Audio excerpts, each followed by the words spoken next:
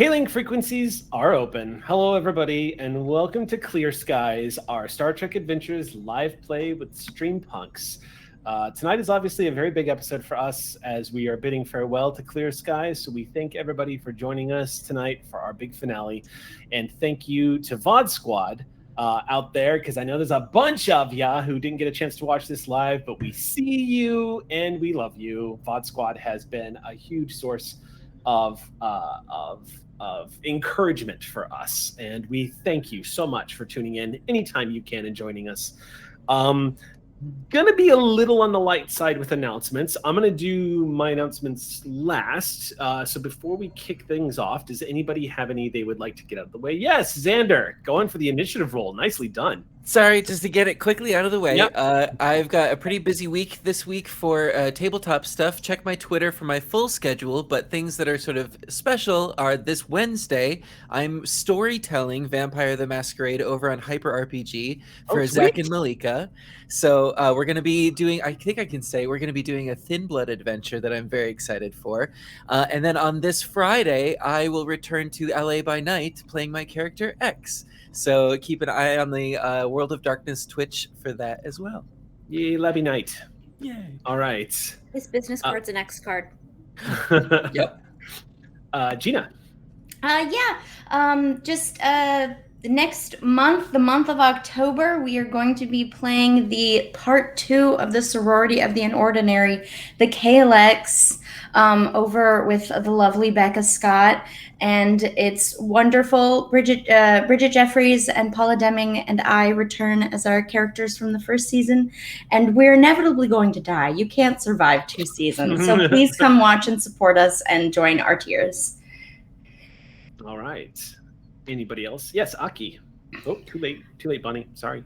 I got 2 things coming up this week. Tomorrow night over at twitch.tv/tabletoptitties, I am going to be doing a special guest spot. Yes, you heard that right. It is a group called Tabletop Titties. I am going to be doing a guest spot with them tomorrow night at 7 p.m. So if you want to see what I'm up to and what character I'm going to be playing, you should definitely check that out. And then on Thursday, I am really excited because Boardroom Armageddon has come back over at Live Action Roleplay, and we have Purgatory Cafe happening this Thursday at 7 p.m. If you want to see me play a character that is quite literally the polar opposite of Olin, you should check that out. That's over on twitch.tv/Live Action Roleplay. It is a lot of fun. Purgatory Cafe is a trip, and you get to see a lot of great LARPers having a lot of fun together. All right. Bonnie? Me. Obviously, October 28th, tune in to Paramount Plus to watch Star Trek Prodigy. Hey, do you know how good it feels to finally say this every week? Also, if you're in the Salt Lake City, Layton, Utah area, October 15th through 17th is a con called Anime Bonsai, and I will be there. Banzai? I'll probably learn the name before I get there. Yeah, it's definitely Banzai. And I will be there as a voiceover guest, so I'll make sure to also bring some Library Bards merch if you're looking for that. Jazz hands. So yeah, if you're in the area, stop by. And also next month, I will be launching, I don't have the exact date yet, probably around the 11th, I will be launching a Kickstarter for my solo music album. I've been sitting on so many original songs that I've written throughout quarantine, and I'm putting together a blues jazz album, and I'm kind of freaking out about it. So keep your ears and eyes open for that. Awesome. It's going to be good. I've heard some of it. Okay. Yeah, Xander's stuck with it. Xander's going to have all the songs in his head before it even comes out. Okay, in that case, I'll go ahead and get some of my announcements. So just as a quick reminder to everybody, we have announced it, but November 1st is when you can look forward to seeing some Star Jam. We are going back to Spelljammer. We had that one shot, and we had way too much fun. So we're going to be going back to space again, but this time in the fantasy what the F world of Spelljammer in D&D, where things get completely weird. I keep telling people who don't know what Spelljammer is, that it is the Doctor Who of D&D. It is where D&D goes off the map. It just keeps, like, everything you know is wrong. It's like the Weird Al song. It's just everything you know is wrong. So look forward to that on November 1st. I can tell you now, we have some updates that are going to be coming down the pipe on Patreon in the next couple of weeks. You can look forward to some announcements about our reward tiers and some of the things that are changing now that Clear Skies is wrapping up, and incentives and all this delightful stuff that we're going to be doing, as well as adding content to the Patreon and what we're up to, what's coming up next. I can also tell you now that our next campaign is going to be announced sometime in October. So stay tuned for that. November. It's going to be announced sometime in November towards the end of the Star Jam campaign. Oh, you mean me getting us so excited so quickly and then ripping off the Band-Aid and hurting us more. Yeah. So we'll keep you posted about all that information. The last thing I just wanted to say, because I just normally reserve this kind of stuff at the end of the episode, but I just wanted to once again extend my thank you to all of the Aux crew out there that made Clear Skies possible. You're going to be hearing a lot tonight, but thank you so much. This was our first campaign after the GNS years, as it were, and us coming out and trying this to do it ourselves. We've learned so much in our time together, but flying on the Ross has been such an incredible experience, and it wouldn't have been possible without the supporters on Patreon and Aux crew taking up once again to follow us into the stars. So thank you so much for that. Also want to extend just real quick, a couple of thank yous. The other people I want to thank is our mods. Our mods, as Cato, Mitch, Chandra, Meaning of Night, Olivia, Librarian Liz, Calisto, y'all have really helped us formulate everything to make this show possible. Chandra and Liz and Cato, there are so many people that worked behind the scenes to help organize our Patreon information and get that to me as a GM so that I could basically follow through on a lot of our reward tiers and stuff like that. The mods have done more than just mod our channel and our Discord. They have been sort of like the background, like lifeblood of the show. So thank you so much to our mods for helping us make Clear Skies happen. And lastly, I just wanted to extend a special thank you to Star Trek Online, because we owe those folks a big thank you. They've been our biggest supporters. They put the USS Ross in Star Trek Online. Thomas Maroney designed it. Thomas Maroney designed our logo for the show. And Mike Fathom, just everybody over there has just been absolutely wonderful. And thank you so much for being such a champion for the show. We've really appreciated it. And the last two people I want to thank, just particularly off the top, is I want to thank Leland Cox, who once again composed our music for Clear Skies and is going on to do big things now on Netflix. So definitely follow Leland online. But Leland once again lended us his talents. We have no business. There's no way we could afford Leland Cox, and he still, out of the goodness of his heart, did some wonderful music for us. So thank you for that. Also, I also want to real quick thank Z Films for doing our intros for us. Z Films has done the intro for Clear Skies and Blood of the Void. So thank you so much to Z Films. And lastly, I wanted to just thank real quick the QueueTimes mods who are always in here modding for Clear Skies. I want to thank Lauren. I think right off the bat, I just want to thank Lauren real quick, because Lauren has been doing a brilliant job modding for us here on QueueTimes and devotes so much time to helping the show go smoothly and keeping this place safe for us to go to space. So I just want to give a big shout out there. And if I haven't said anything, there's a lot to go through right now, but those are the people that I just wanted to thank off the top before we went into our final episode of the game for tonight. In closing, before I pass things off, I just want to say, for those of you who followed us from Shield of Tomorrow, thank you so much for coming with us on another journey. If you were fans of Callisto 6, thank you so much for becoming fans of Clear Skies. We hope that you will follow us on our next great adventure. And those are my announcements. Does anybody else? Yes, Bonnie? Really quick before I forget, I wanted Sure. to say I wanted to say on the Jazz Blue solo album, I will have a medley of Star Trek themes that I will be singing because that is happening, and I've already have an arrangement, and I just wanted to make sure that I said it here on Clear Skies that there will be a Star Trek jazz track. Noise, sung by the computer from Prodigy. Sounds good. Unless there's anything else. Yes, Sam. Oh, sorry, Xander, did you have something? No, that was you. I was just. Oh, okay, you were pointing at me through the screen. I understand. Look, that was a beautiful thank you message, Eric, and I endorse all of it. Having said that, I do want to point out at least one omission, which is you. Thank you for taking us to space. Yeah. And Thank you, Eric. putting holes in my ship. And I say thank you for it, and that's the only one you're ever going to get. Yeah, that's kind of unusual. But it's great stories, and it's been good feels with wonderful, freaking wonderful friends. I couldn't be luckier to go to space with all of you. And I'm so excited to do it one more time. Let's start tonight's episode of Clear Skies.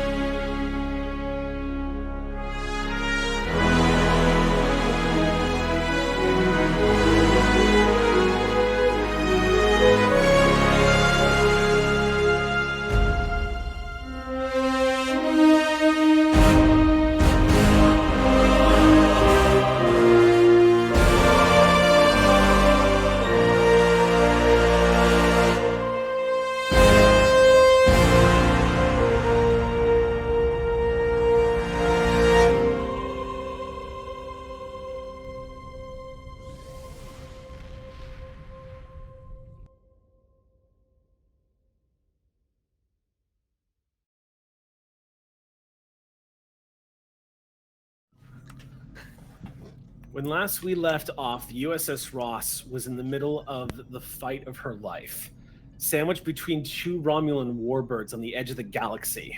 You did have help from a Klingon Vorcha-class battlecruiser, which was doing its fair share of smacking that warbird up. But also adding to the variables of this combat is the Keticus, a Tholian tarantula dreadnought that is out of time, literally out of its time, and is here for unknown reasons. Its motivations have been unknown since you first encountered the Keticus, and now it's arrived on the scene. Has not engaged the Ross. Instead, it's lingering closer to the particle fountain, which is undergoing its own metamorphosis right now.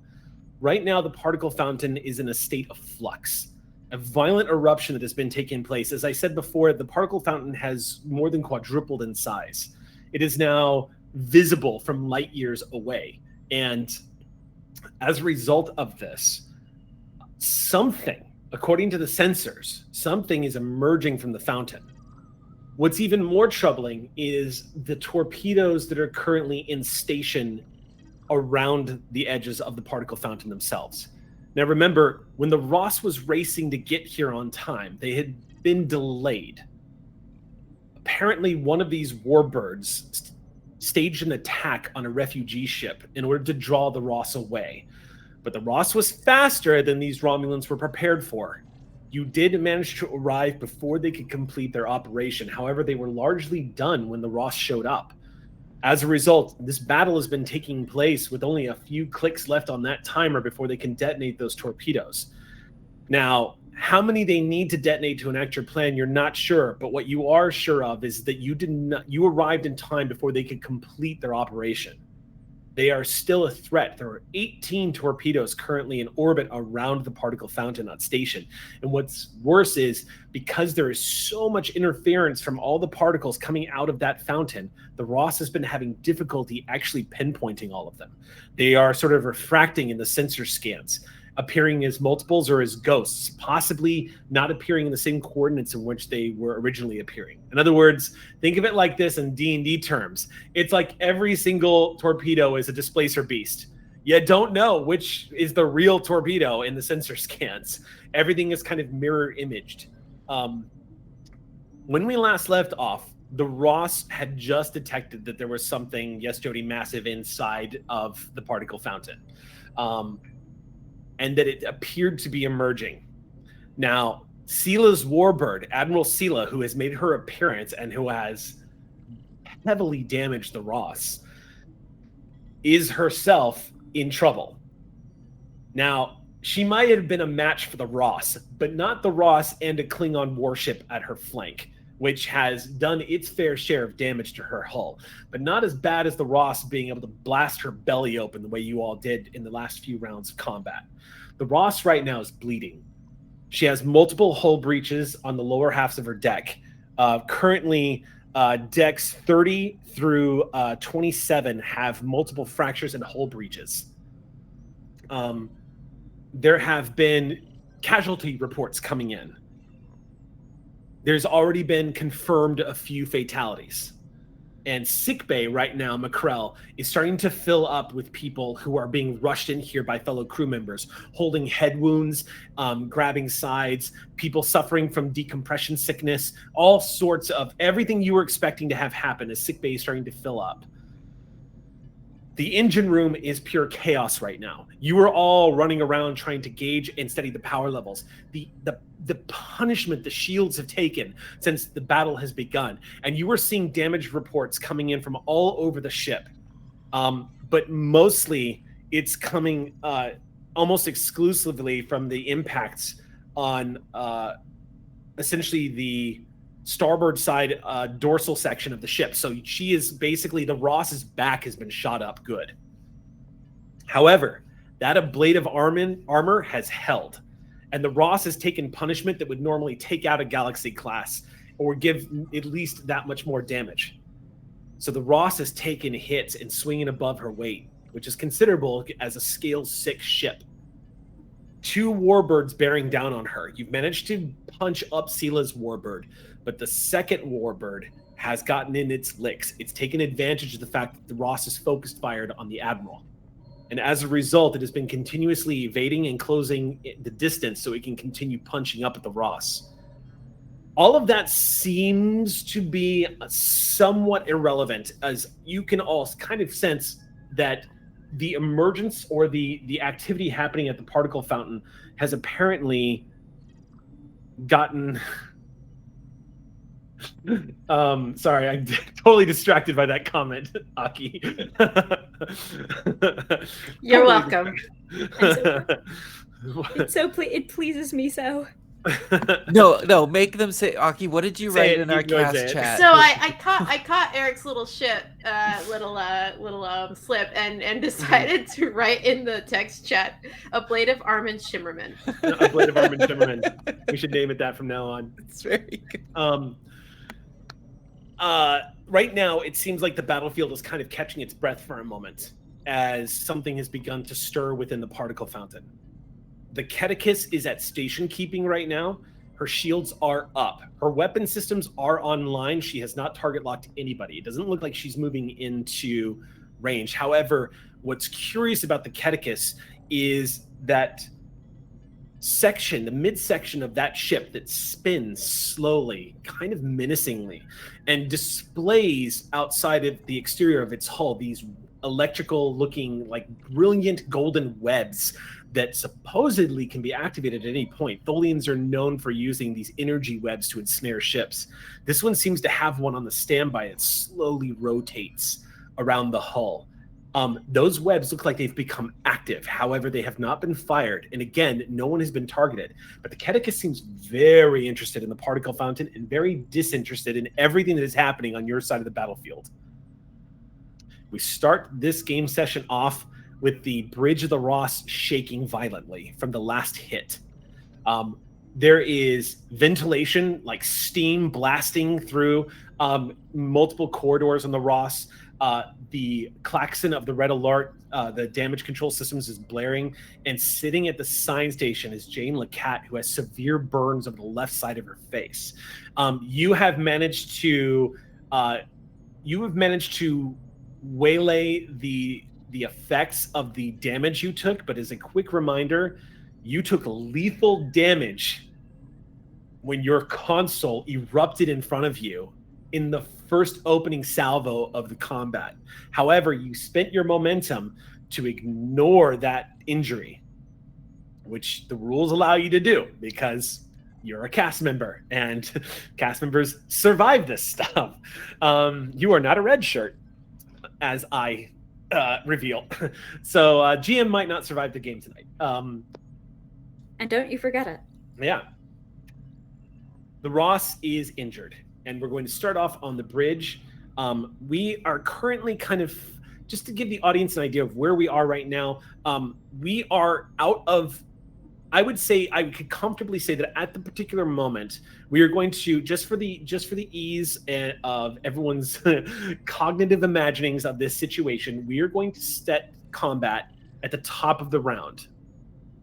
Currently, the Ross has undergone, there has not been a full turn of combat, but we're going to say that there is a lull in between as this emergence is taking place at the particle fountain that's drawing the attention of every captain of every ship. It's kind of that situation, if you can imagine, in the Battle of Five Armories, where everyone's getting ready to kill each other and all of a sudden the orcs arrived. Everyone stops and looks. It's kind of that situation. Everyone has stopped what they are doing and is observing the particle fountain as the Catechus seems to activate.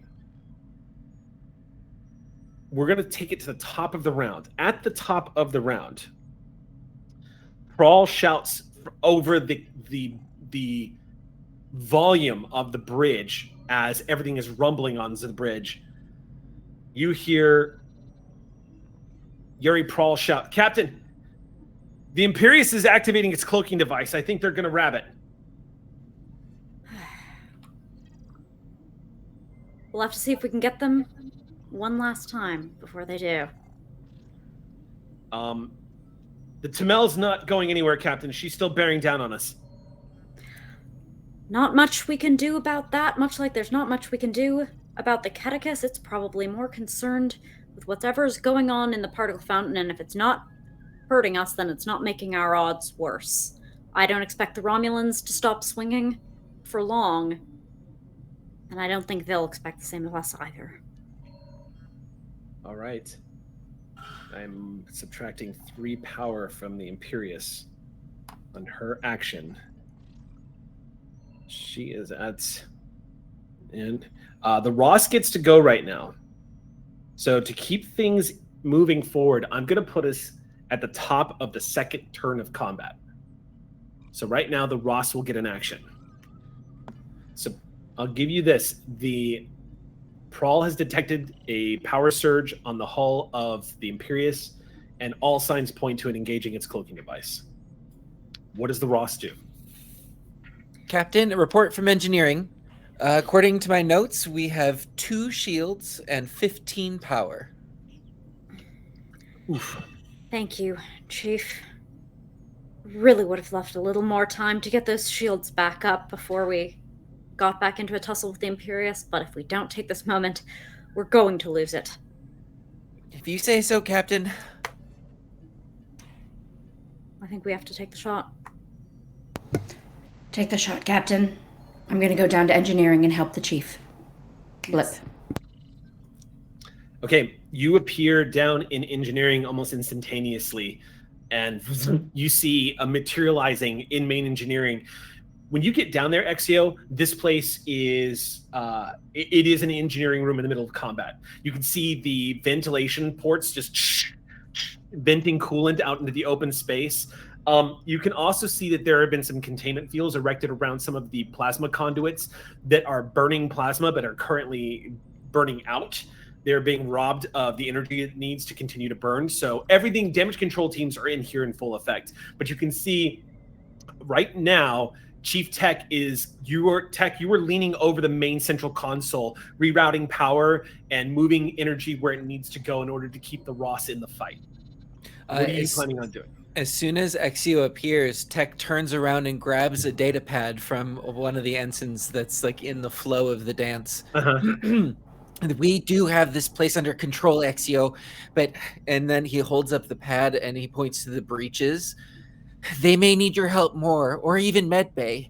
We're going to give them all the power that we have, but we can trust the captain. Absolutely.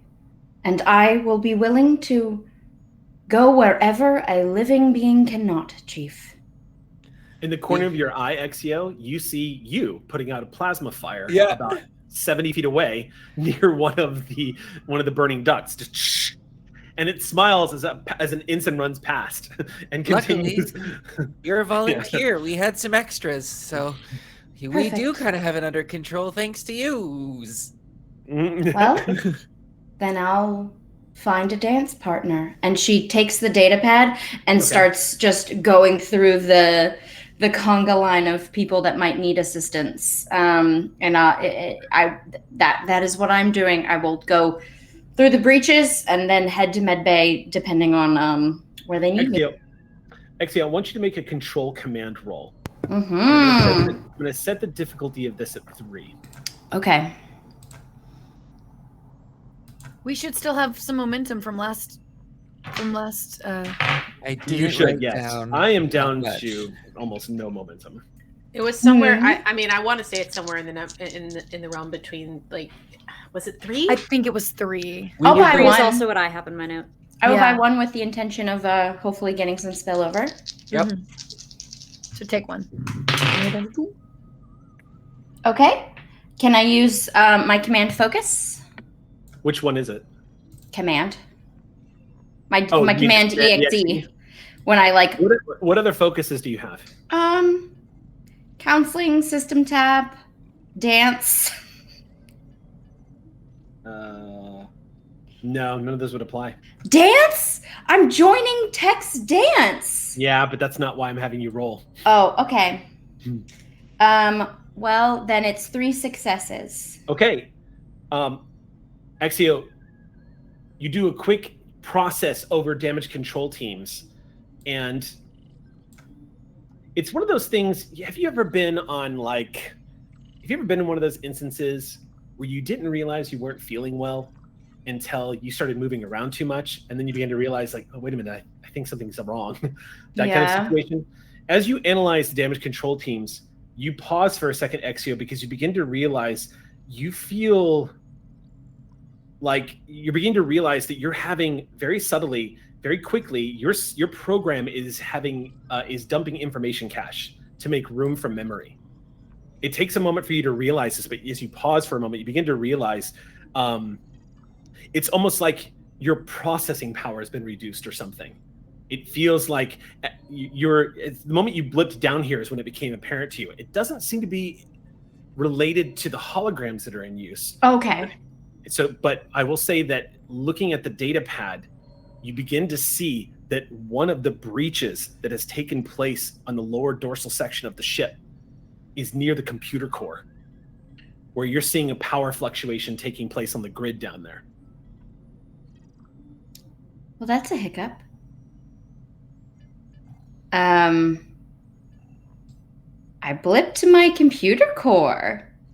As you appear inside the computer core, your eyes widen immediately because you can see out into space through 2 levels of decks that are just above you. It's like a skylight far, far overhead where it looks like one section of the Ross has been openly injured, but force fields are holding. However, you can see med teams in here currently resuscitating people who were in this compartment when it opened up. Basically, 3 decks of the Ross got smashed and exposed. Computer core lies deep within the Ross's hull, so to be exposed to space is giving you an idea of how bad the hit was. The damage is being mitigated. However, you see Ensign Dari is in here, and is currently in damage control mode. And she sees you, and she rushes over, and she goes, "Hey, how are you feeling?" Ensign Dari. Oh no. Okay. Hold on. I've got this. One sec. She runs over to one of the computer consoles and says, Stay with me. I'm rerouting power from aft phasers. We don't need those right now. All right, stand by. I'm gonna Someone roll. hand me a data pad. I seem to have lost mine. And she looks down at her hands because she blipped and forgot that she was holding a data pad at the time. It's okay. It's okay. She's talking to you as this is happening. It's okay, Commander. It's not your core. You're perfectly fine. The core isn't damaged. It just needs power. One sec. I'm going to roll for Dari, and I'm going to ask the Ross spend 1 power. Yes. Okay, so Dari is going to make a roll to try to reroute power to Exio. Power at 14. I'm going to set the difficulty for 3. Okay. You know what? Roll for Ross. Who would like to roll for Ross? Difficulty is 3. Okay, go ahead. So for the Ross, this is going to be a... It doesn't matter what it is. That's a no. That's a What'd big you roll? No. I rolled an 18. Okay. I was just trying to find out how much momentum you got. Because she succeeded. Prawl on the bridge goes, someone's rerouting power to... Never mind. Someone's rerouting power to Exio. Quite so. And then at that point, Prawl says, Captain, it looks like there's been some minor damage to the area surrounding the computer core. Running a quick diagnostic. And mentally, between the two of them, Olin just says, she's going to be fine. It's okay. The Exio mainframe is fine, Captain. Exio, it feels like you had a good night's sleep suddenly. As power gets rerouted. I imagine that's what a hangover must feel like. That's better? Dari comes over to you. Good? Much better. And you literally brighter. Let's get to work. And Dari rushes back over to the computer console. And Exio, you see down here, just a little bit of work is only required, but it looks like Ross's containment shields are in effect and are holding. So it looks like this is okay, but Dari could use your help for sure. So the two of you are going to work. I want to cut down real quick to sickbay, because right now sickbay is probably one of the more chaotic places on the ship. It's a party. Yeah, it is a party. It's right now, the dead man's party. Just kidding. Nope. Everyone's fine. The problem is, Doctor, that sickbay station 3 is located on deck 31 and is currently suffering power failure because of the impacts to the hull. So people have been transferred to sickbay 2 on deck 20. You guys are on deck 12 in main sickbay. Mm-hmm. And everyone who is a medical emergency is being shifted from deck 20 to deck 12. So you have about 30 patients in here right now. Currently, the Ross has suffered 27 injuries and 16 fatalities. So there's a majority, obviously, in main sick bay, and then there's some on deck 20, correct? Yeah, some on deck 20. The less life-threatening injuries are currently on deck 20.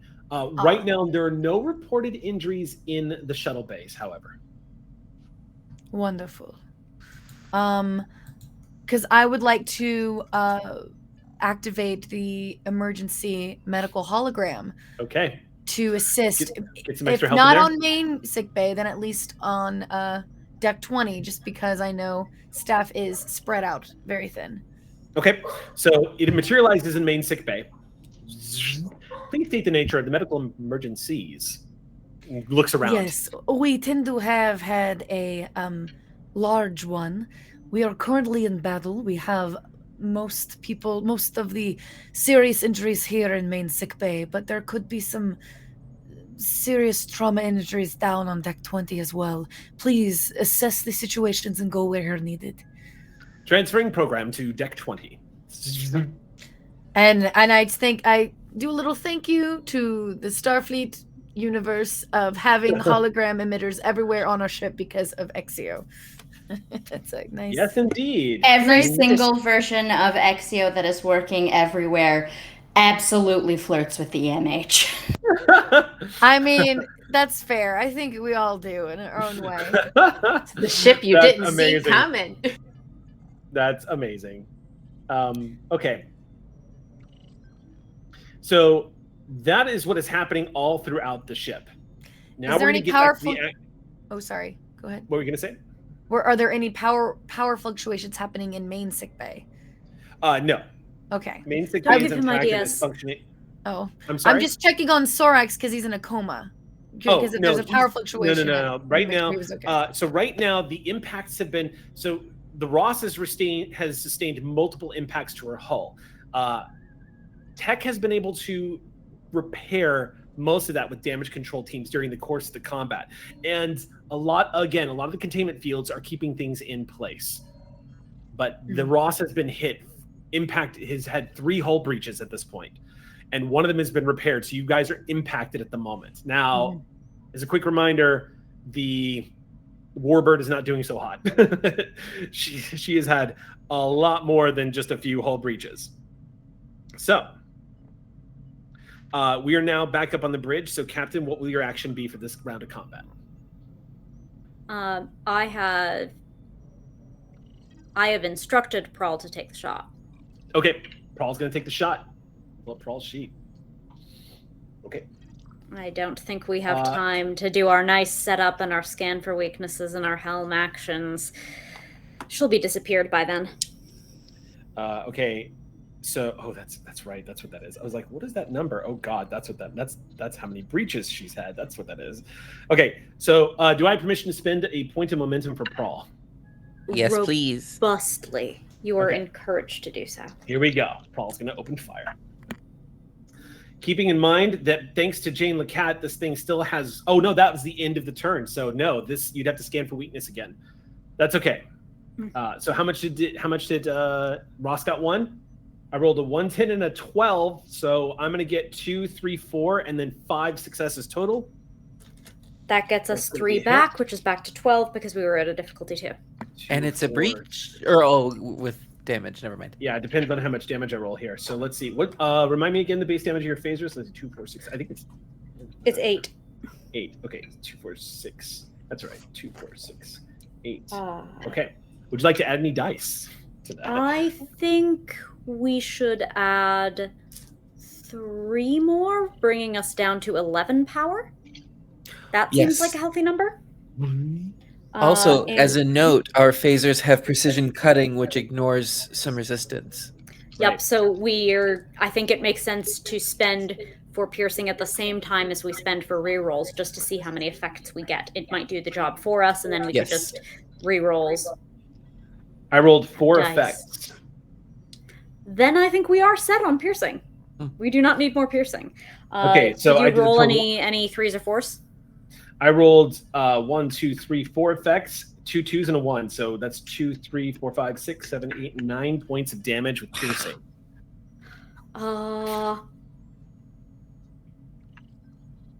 I think we should give him 2 more extras from our momentum pool and see if we can get to 10, because that's the second breach. That's Yep. correct. That's the way to do it. That's what they did to you. You might as well say hello. All So right, that's from momentum, but we would Yeah, count it because I as a don't think power we can spend? go back and double spend Impacted. power. Yeah. That feels not in the Mm. spirit of the holiday. Correct. Okay, so let's see, 6. Oh, right. Okay, so 6. So we give him 2 more chances to try to get. Ooh. Okay, so you've all been able to see visibly the damage that you have been doing to this warbird, but this latest hit is enough to see hull plating shear off and most of the structure at the bottom of the warbird give way. That phaser strike once again lances through the bottom of that warbird's belly. It's straight out into space above her. She is heavily damaged at this point. You can see the burning outlines of that phaser strike through the under part of the warbird. You can see the structure has been exposed. It is heavily damaged. That is going to put it, you gave it 2 more breaches. That is going to bring it past its halfway mark. That ship is limping at this point. And that is going to be y'all's action.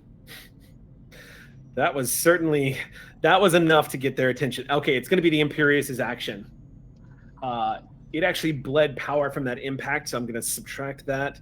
The Imperious does have enough power left over, just enough power left over to activate its cloaking device, which is still functional. So I'm going to subtract 3, and on her action, the warbird breaks off and steers away, and you see that you can, on the sensors, you just hear that hushing just as this warbird vanishes from sight. The Klingon ship, in its frustration, opens fire with a single volley of disruptors, which narrowly misses the Ross. And they cease fire. That's going to be the Imperious's round. It is now the Tamel's action. The Tamel is going to use its action, and I'm going to make this appropriate, I'm going to spend my last threat. And the Tamel is going to use its action to detonate the torpedoes surrounding the particle fountain. No! Oh, the Catechus is about to have words to say about that. Oh, that's a cat? bad idea. That's The cat, bad. I need you to make a reason science check. The cat, save us. Is she being assisted by the Ross? Yes. Please. Can I spend a momentum, please? Thank you. I think we have, yeah. I am now completely out of threat, just so everybody knows. You have cautious, Rave. No, I'm, Oh, you did I'm good. aware. Oh, that was I a did good. Oh, ho, ho. Okay. The difficulty is 4 because of the interference that's coming from the particle fountain. So tell me what you got. And this is a sensor science roll, right? Sensor science. I got, I got it. 4. I got You it got right 4? on the dot. Oh, you got one. Okay, so gain a momentum. Okay, so despite the extraordinary amount of interference that's coming through the power that is bursting from that particle fountain, the Ross is still getting information back because of our high resolution sensors and because her science officer is a badass. And Lacat, the pain, your headache, you don't even want to know what you look like right now, but you can feel the agony on the left side of your face. The hypospray is taking the edge off, but you hurt. You're keeping conscious and keeping focused on that console as you're typing through and sweeping the sensors across that particle fountain. You keep an eye on what you saw emerging, and then you see the detonations of all of these torpedoes, giving you a precise location as to which each one was, but they go off in such rapid succession that it all happens practically at once. Oh, God. What it confirms, however, there doesn't seem to have been enough to cause a chain reaction, but the energy that you see beginning to happen around the particle fountain is catastrophic. It looks like it's not going to be enough to set off a chain reaction through subspace. Okay. But the Shackleton expanse is about to be shredded. The sheer magnitude of power released by the particle fountain is enough to cause us. You estimate, the computer is giving you an estimation that a subspace tear roughly 17,000 light years across is going to form at this location in the next 20 minutes. Captain, we can't be here in the next 20 minutes. What's going on? Subspace is tearing itself apart. And I show you my sensor scans. The model that it's building, Captain, 17,000 light years, it doesn't seem possible. 17,000 light years is enough to, it would be like knifing the galaxy. The sheer size of that kind of tear would have repercussions on the entire quadrant. Then this What? isn't something we outrun. This is something we have to find a way to fix now. Hail the Catechus. Yeah, while that is happening, what is Olin sensing, like in general, Funny you should especially ask, Olin. from the subspace tear? From the subspace tear, well, right now it's a particle fountain that's about to basically rip itself from the open. fountain. Funny enough, Olin, for you, all of the noise on the bridge starts becoming muted. And in this, where you can hear the captain talking to your right, all you hear is a muffled voice, like someone's putting their hands over your ears. Whatever was emerging from the particle fountain is not anymore. The particle fountain has become a maelstrom of energy. Mm-hmm. If something was emerging, it's probably been destroyed or it's being blocked. You don't know. But you feel an enormous stabbing pain in the back of your head. Something is happening to you specifically on a psychic level right now.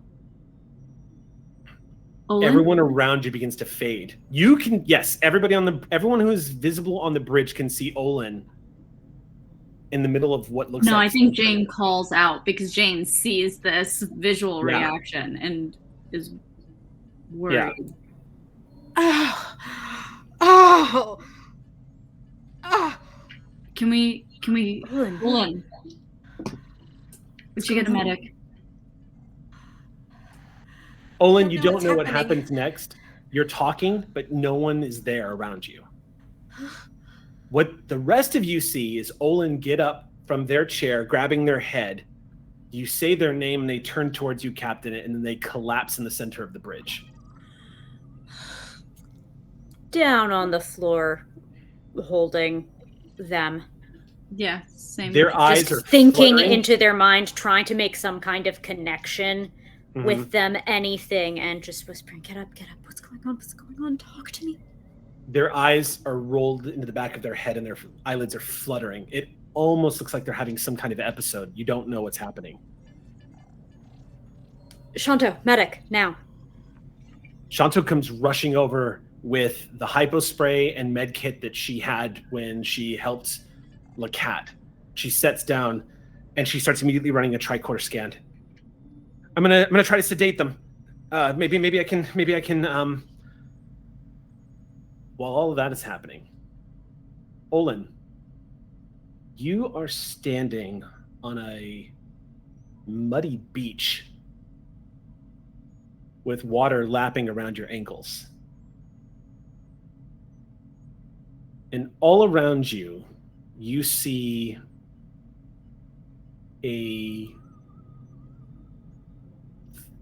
it looks like a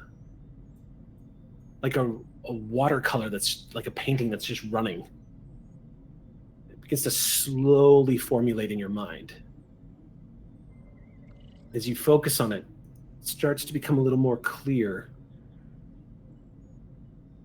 And this begins to look like the banks of a lake. You don't recall ever seeing this lake before, but the jungle behind you seems vaguely familiar. You see ancient trees reaching up to the skies overhead and huge stalks of fungi growing out of rock crevices and blocks of ancient wood. And standing before you, like nothing in the world was happening, you see Eoten, the preserver that appeared to you when the device was activated so long ago.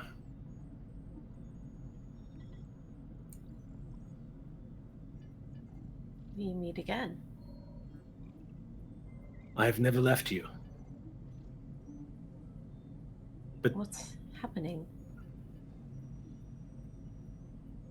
Eoten looks up towards the skies and says,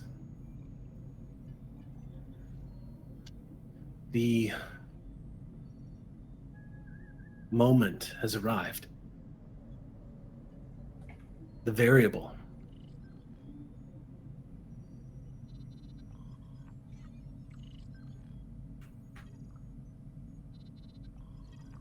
Do you recognize this world? The jungle looks familiar to me. Is this... I've been here before. A warm smile crosses their face, and Eoten raises their hand and motions to behind you.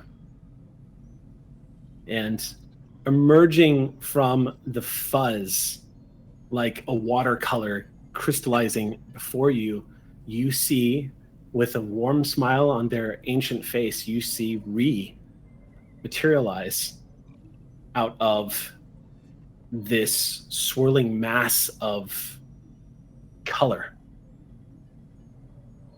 You? And Ree comes to a stop in front of you and smiles. Says, "Hello, Olin. I didn't get a chance to talk to you much when we first met. I'm glad I get the chance to now." The feeling is mutual, I assure you. But I still don't understand. I know, it's difficult to explain.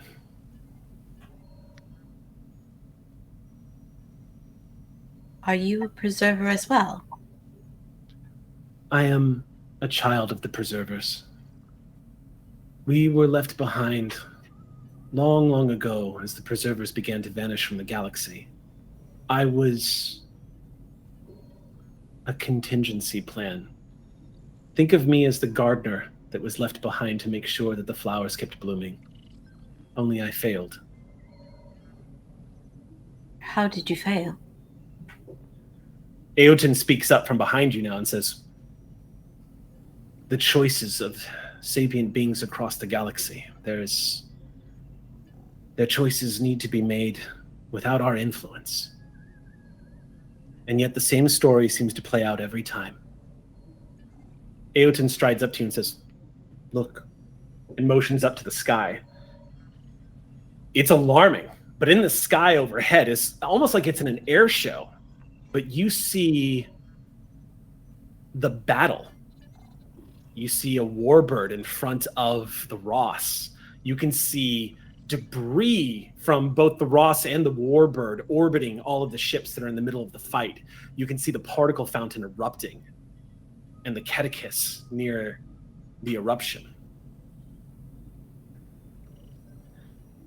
And Eoten continues and says, "Every civilization plays out the same stories over and over and over. It is part of their growth cycle. They rise and fall, wiping themselves out with their own incredible technologies. And those who survive, their progress destroys all that's around them.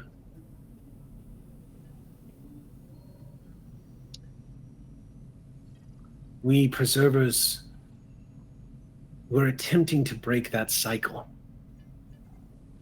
And Ree was part of that plan. We knew we would not be around forever. To do so would be to contribute to that cycle of destruction. We refused. Now we are gone.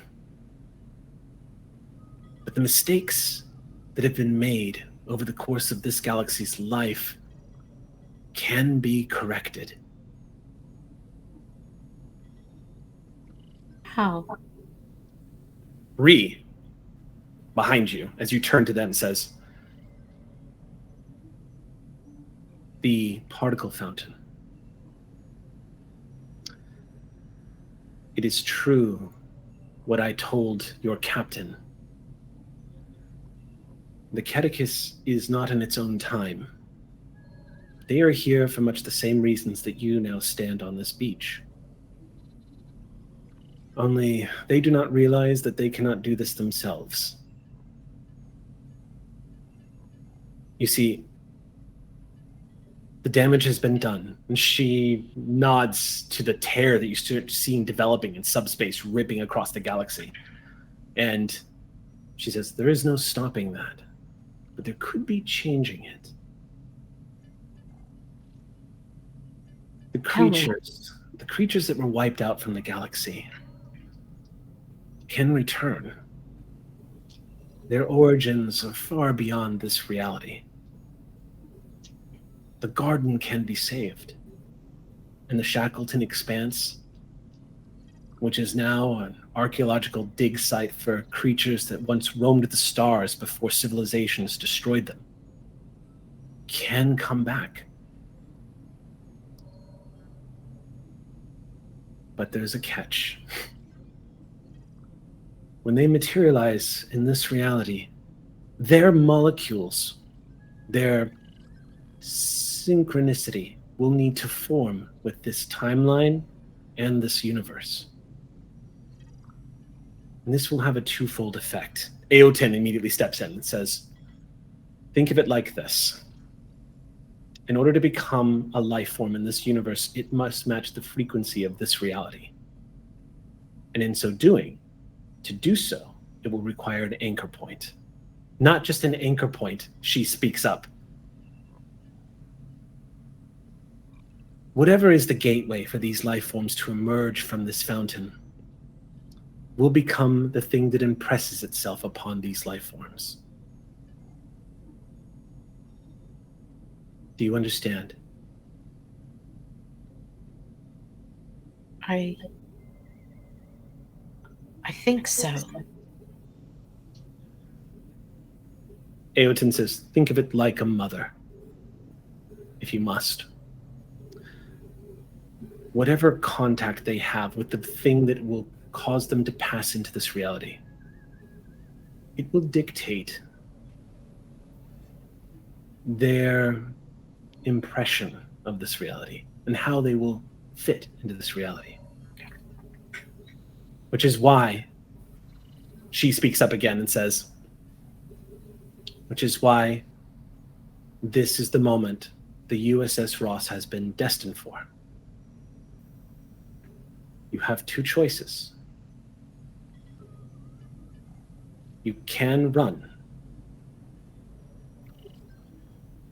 or the Ross can serve as an anchor and attempt to reverse the particle fountain and allow these beings to emerge.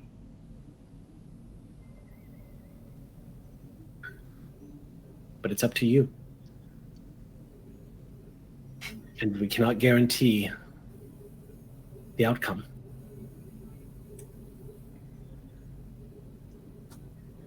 I don't know if you've heard, but we're Starfleet. I've got this. Aoten strides forward and Ree steps behind them, and Aoten says, know this, Olin. When I say I have always been with you, this is true on every level. You are part of us and we of you. What happens next will be your legacy. Whatever happens, know that the universe itself has its own memory, and this will be remembered.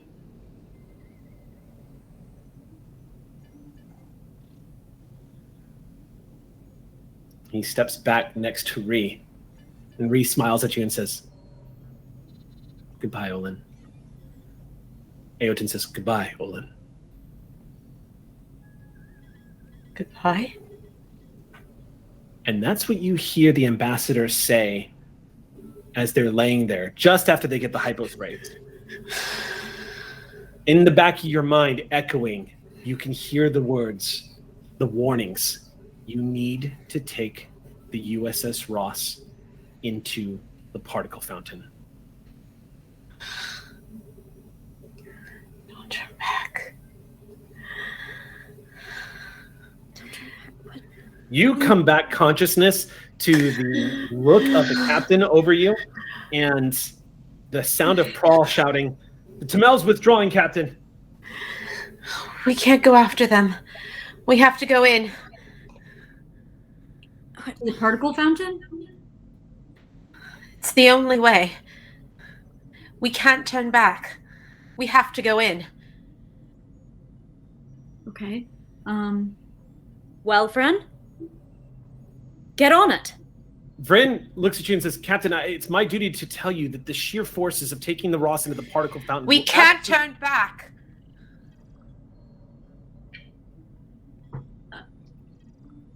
Captain, should I run a sensor scan? I guess we're going into that particle fountain. Well, get scanning. Run a sensor scan. That's going to be sensor science, and you're going to be assisted by the ship. Again, right on the dot. Difficulty here is 3 again. I got 2 16s and a 3, and my score for this is a 17, so that brings us to 4 again, my friend. With the Nicely rocks. done. Love it. Okay. Okay. The sensor sweep is, first of all, the particle fountain. The estimated 17,000 kilometers is still visible to you on your screens. As you are scanning, the sheer power that is coming through that fountain, there is simply no way the Ross's shields are going to be able to protect the Ross. It's like driving a car into a volcano. It's like Toy Story 3 all over again, y'all. I haven't seen that one yet. Oh, whoops. Anyway. So one quick point of clarification, Eric. Sorry, 17,000 light years. I said kilometers. Okay. Light years. Still, one quick point of clarification. You said that we heard Olin speaking. Did we hear them say everything they were hearing, or just the goodbye?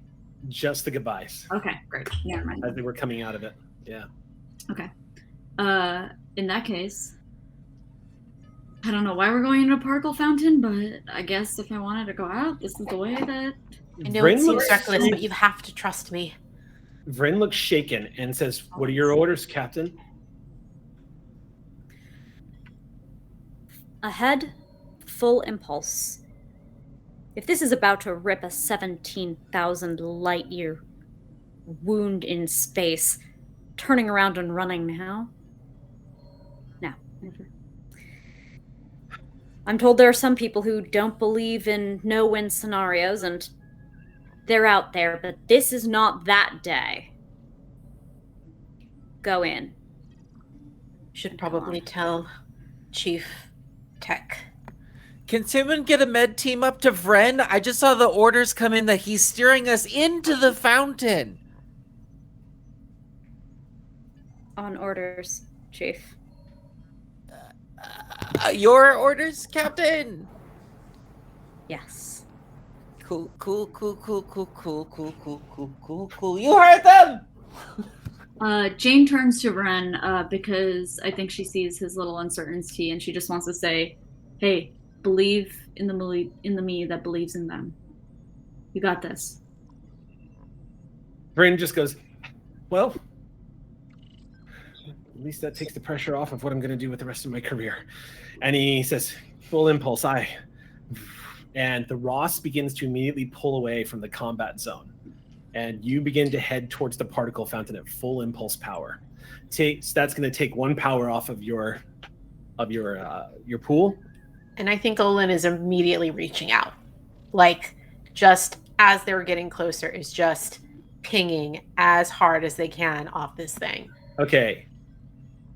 You guys are racing towards the particle fountain. Olin, you are reaching out. I will say, as a supplement thing too, now that Tech is not worried about what's happening on the Ross, but putting all the attention on the particle fountain, he's going to compare some of the data that he's had before from his encounter of the mycelial network to see if it compare and contrasts with the readings that we're getting from this. So yeah, what's curious about that? Go ahead and well, let's go ahead and say that if you want, just spend 1 point to momentum, and I'll give you information. Done. Confirmation, yes. LeCat probably hasn't seen it yet because she's got her hands full, trying to navigate and make sure that the ship is intact while y'all do what you do. But you are, while all of this is happening and people are beginning to realize that the Ross is going into the mouth of the beast, you are seeing miraculous things appearing on the scans when you're analyzing the data. You see signature DNA strands appearing within the scans, similar to the fungi that you all encountered in that big hole that everyone fell down, similar to the fungi that was encountered on Retus. Something's alive in that particle fountain. That should not be possible. No starship has ever survived an encounter with a particle fountain. These things are strong enough to rip apart moons. Several things. So things plural. Things plural. Lots of things plural. Okay. The Ross turns into the wind and starts heading towards the light. Does the med bay get this update? Do we know? Oh, the command staff is apprised of the situation, so you know what's going on. A part of me is torn with staying in med bay and treating to the wounded, and also going down to the shuttle bay to let those below know that their last moments are happening. But Macrell keeps working. Sol is sending their ship into the abyss, and my dice understand that because the Cluros is a 1 and a 20. Okay. So as Olin is reaching out, I hate to add to the signal to noise ratio here. But there's so much, and because I have the 1, there's also just the clear thought, the plea, that Delton thing you do. Could you give me your strength?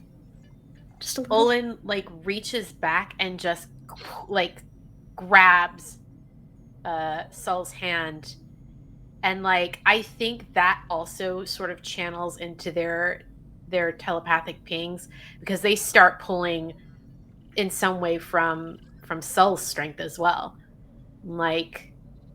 just with that connection. And I think that they reach forward and place a hand, because I think they're standing in the middle, right? They have their hand, one hand back gripping Sol's and one hand forward on LeCat's shoulder, and just kind of supporting themselves on the two of them, and just with as much power as they can muster, they're just calling out to the beings in the particle fountain and telling them they're on their way.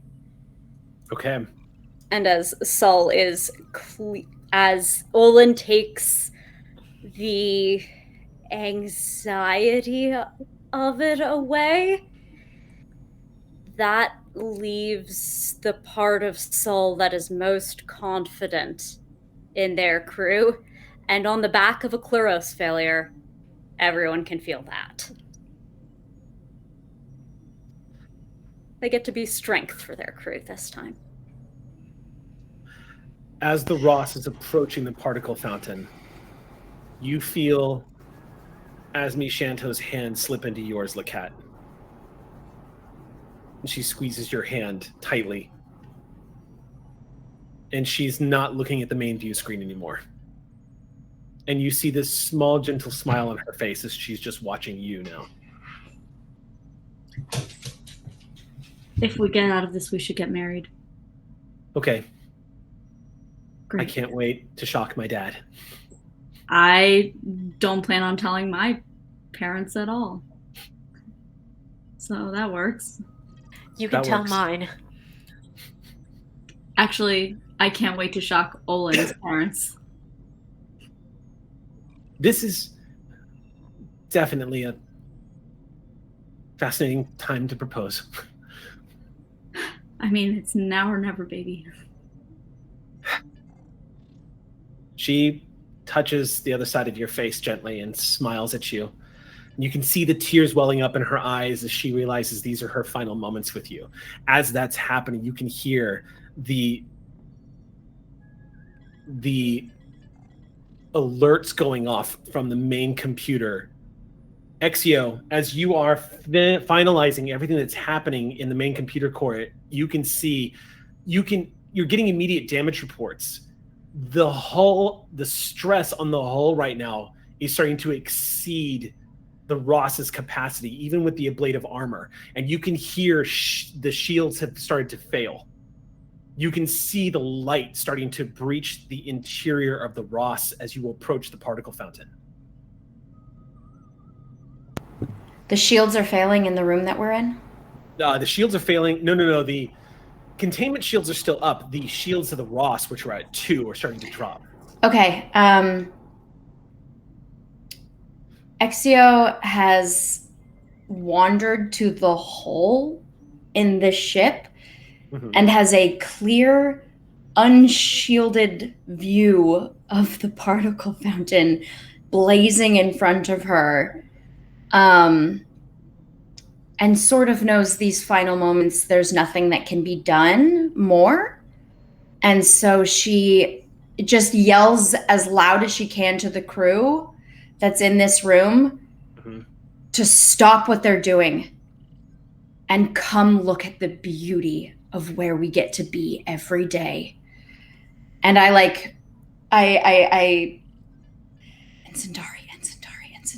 Sundry, and is like reminding herself, because there's some cash missing and it's just not going to be there, but I know it's Sundry. And I take her hand and what's another engineer in this room that I get to name?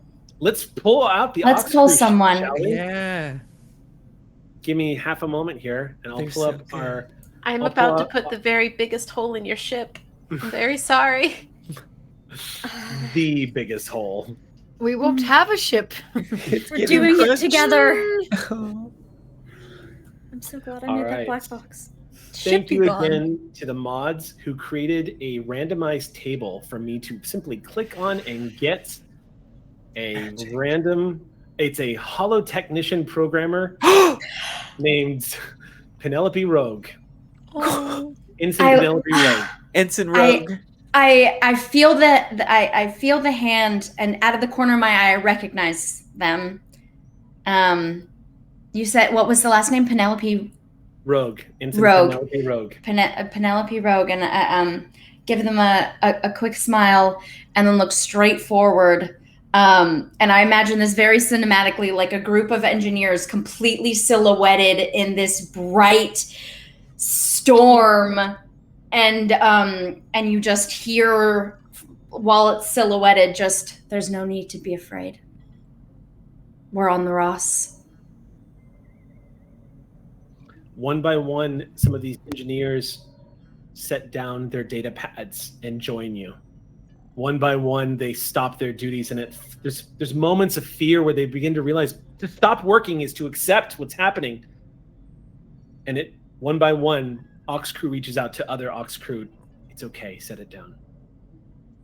One by one, they all take sides with you, Exio, and stand next to you. You are looking out through the hull breach, and you can see the shining, blazing light of this rip in the universe, as the life's blood of what makes all that there is spewing out into the galaxy. The Ross is headed straight for it. On the bridge, Exio remembers her Kobayashi Maru test, and it looked a lot like this. Just make everyone feel happy. On the bridge, the shields drop, and the Ross immediately receives another breach. And you can hear the alarms going off as I'm going to roll. How much momentum do y'all have left?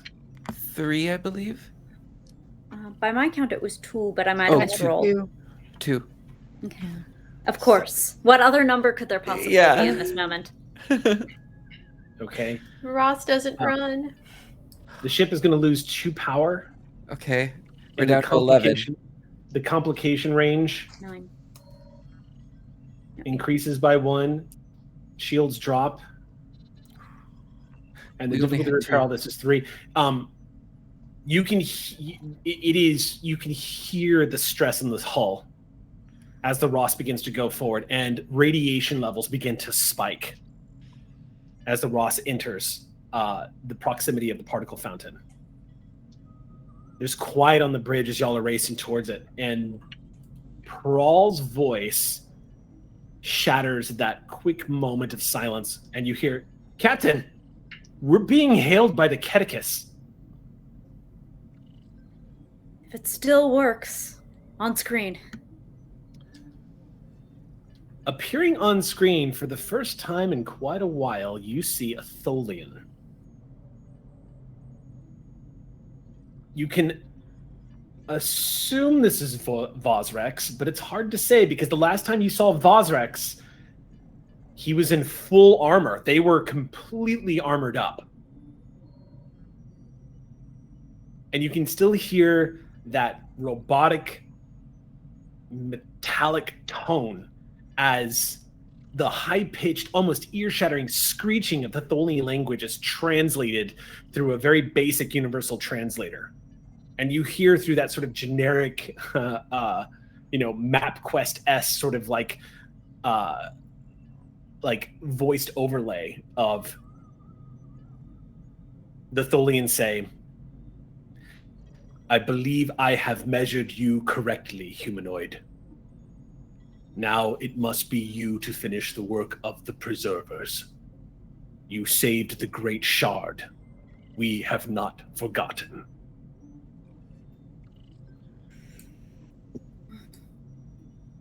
If you spend the last of your momentum, I will make a roll.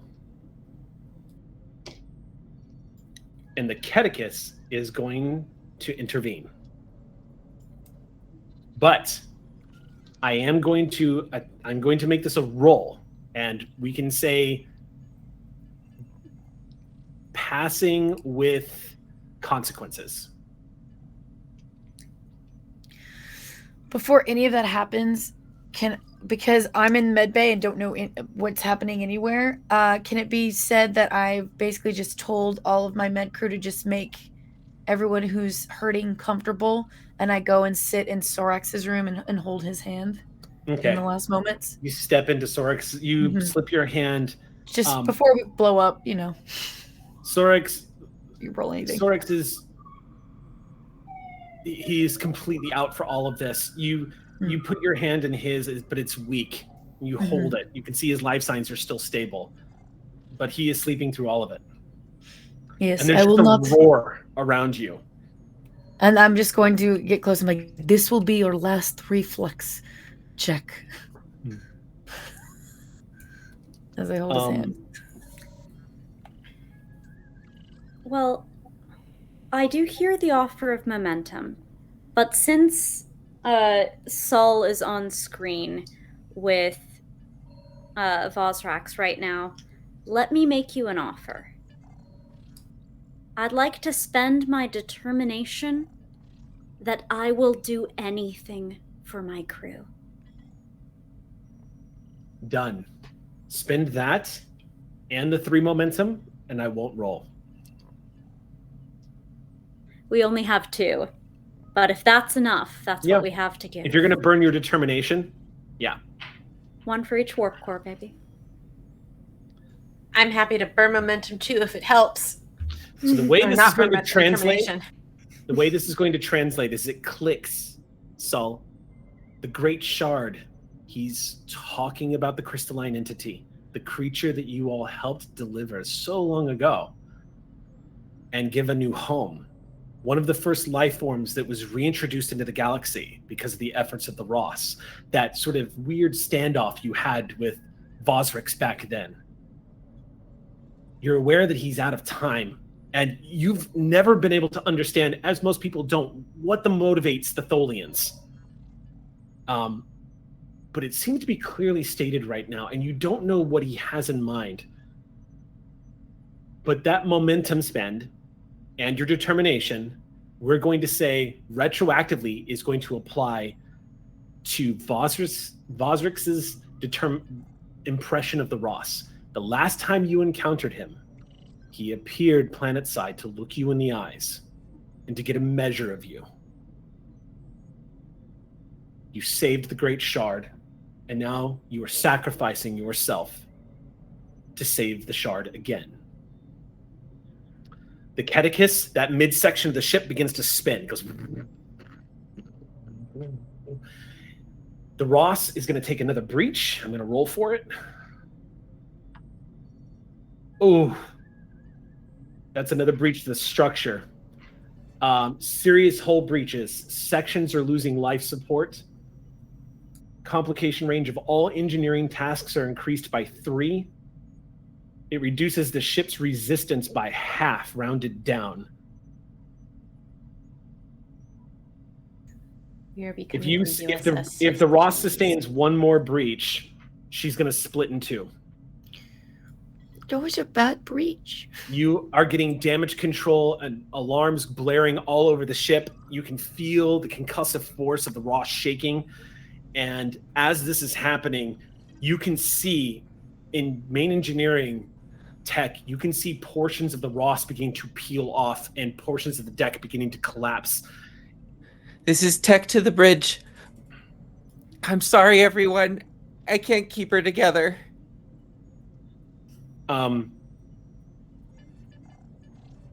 Exio, where are you right now? Oh, okay. You're I'm next to me with all of my crew. We're watching. I'm just keeping them. Containment fields in front of you begin to fail, and the hull in front of you begins to collapse. I sense it in a split second, and I ping Sing to beam everyone out of this room. How much energy is left in 8. your pool? 8. If you spend 3, I'll roll for Sing. He'll use the transporters. Yes, he will. Emergency beam out. All right. Oh my goodness. Make an engineering check. Take I roll momentum. a 1 and a 5. Oh, We don't have any. We don't have any momentum. Oh, that's right. We spent them all. No momentum. However, that is going to succeed. The difficulty of that was 3, and he rolled a 1. So you say... And 1 from the Ross. Emergency transport. Okay, so gain 1 momentum. Yes. And we're down to how much power? You just sacrificed 3 from 8. 3, you so have 5. 5 left. Mm-hmm. Main power is starting to fail. The mains are going offline. I beam them to tech. Okay. And I say, go be with yours. And then when I see them dissipate, I walk closer to the hole and just sort of bask in it. You begin to flicker. The containment beams fail. And everything behind you begins to collapse. Implode from the gravitational forces. And Exio, you feel yourself slipping away as the entire main computer core begins to crunch. Your mainframe begins to just implode, and you begin to flicker out of existence, seeing this phasing in and out right in front of you. I try to send one last, I'm like trying to hit the thing, but it isn't quite connecting. And I think for 1 split second, Captain, you get a very broken message that just says, I'll see you on the other side.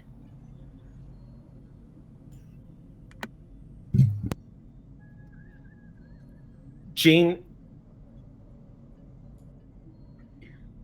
the last reading you get from the sensors before they go completely offline is a massive burst of chronotonic energy coming from the Catechus.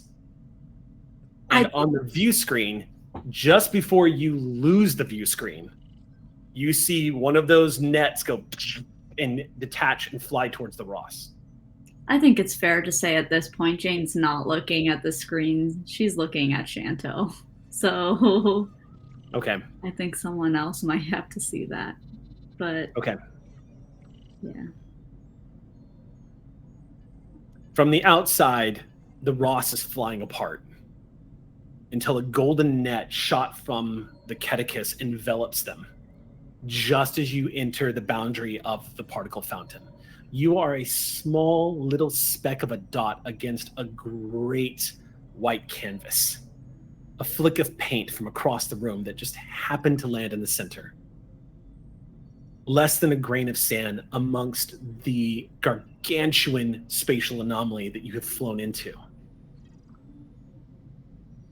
And somehow, that precious little speck is enough. You spent that momentum and you called upon the net that envelops the Ross begins to run time. Moments later, there is a roaring sound around the Ross. Captain, there's a white flash of light. You can hear the hull failing. You can hear the metal bending. You can hear your ship dying. You can feel the Ross becoming nothing.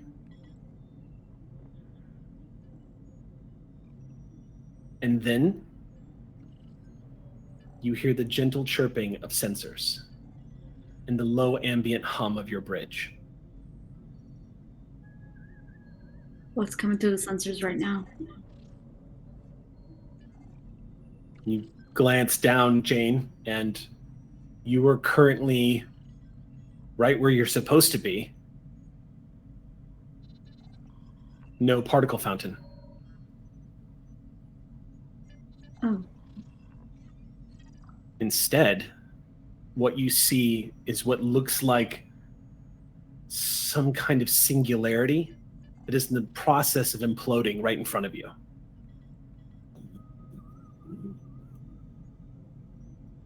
And it slowly shrinks to a pinpoint on screen and vanishes right before your eyes. It's like the mirror effect of the universe warping, and then it's gone.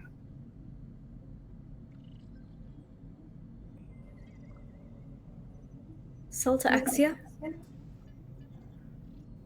Exio, you are right where you were seconds ago.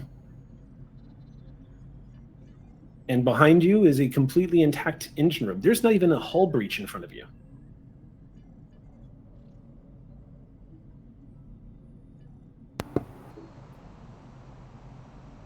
Hello, Captain.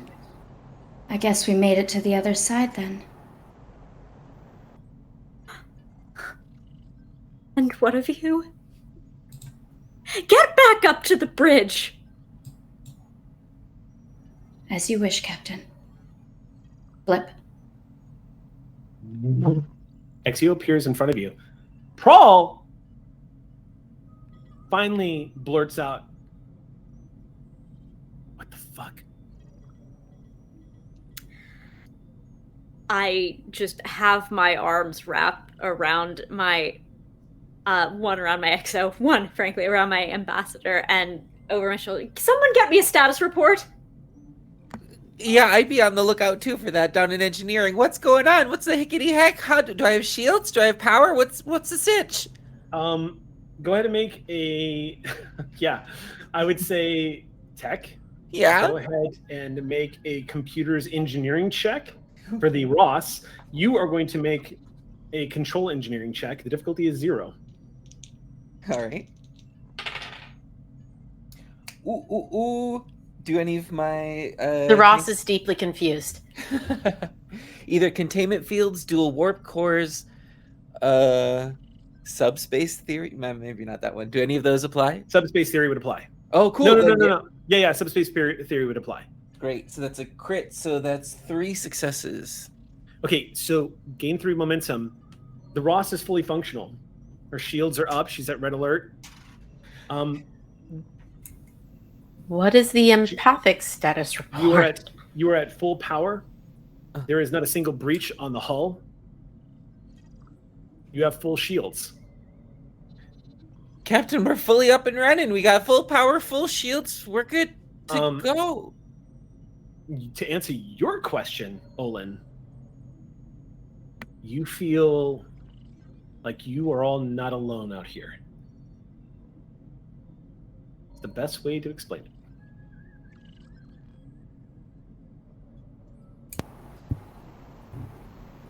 We did it.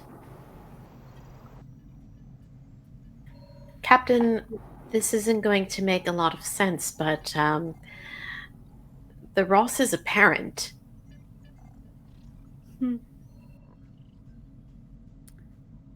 I guess the shard needed a younger sibling. I guess so.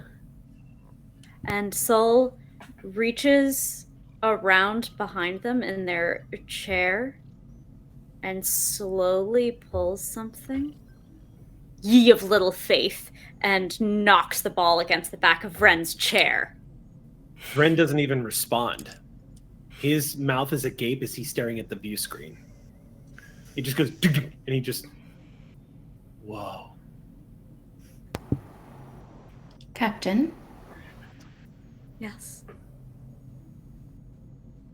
what did happen? I admit I think I was out before we reached the light. It's my fault. How? I had an experience that told me we had two choices. We could run or we could stay. There were beings being born into this universe that needed an anchor. And we were the only anchor that could be provided. I'm sorry I put you at risk. You did nothing of the sort. It sounds like you made a very brave choice. And as you see, everyone seems to be just fine. Just don't know how it happened. You have ship sensors. If y'all want to know what's going on, all you have to do is run a sweep. I would like that.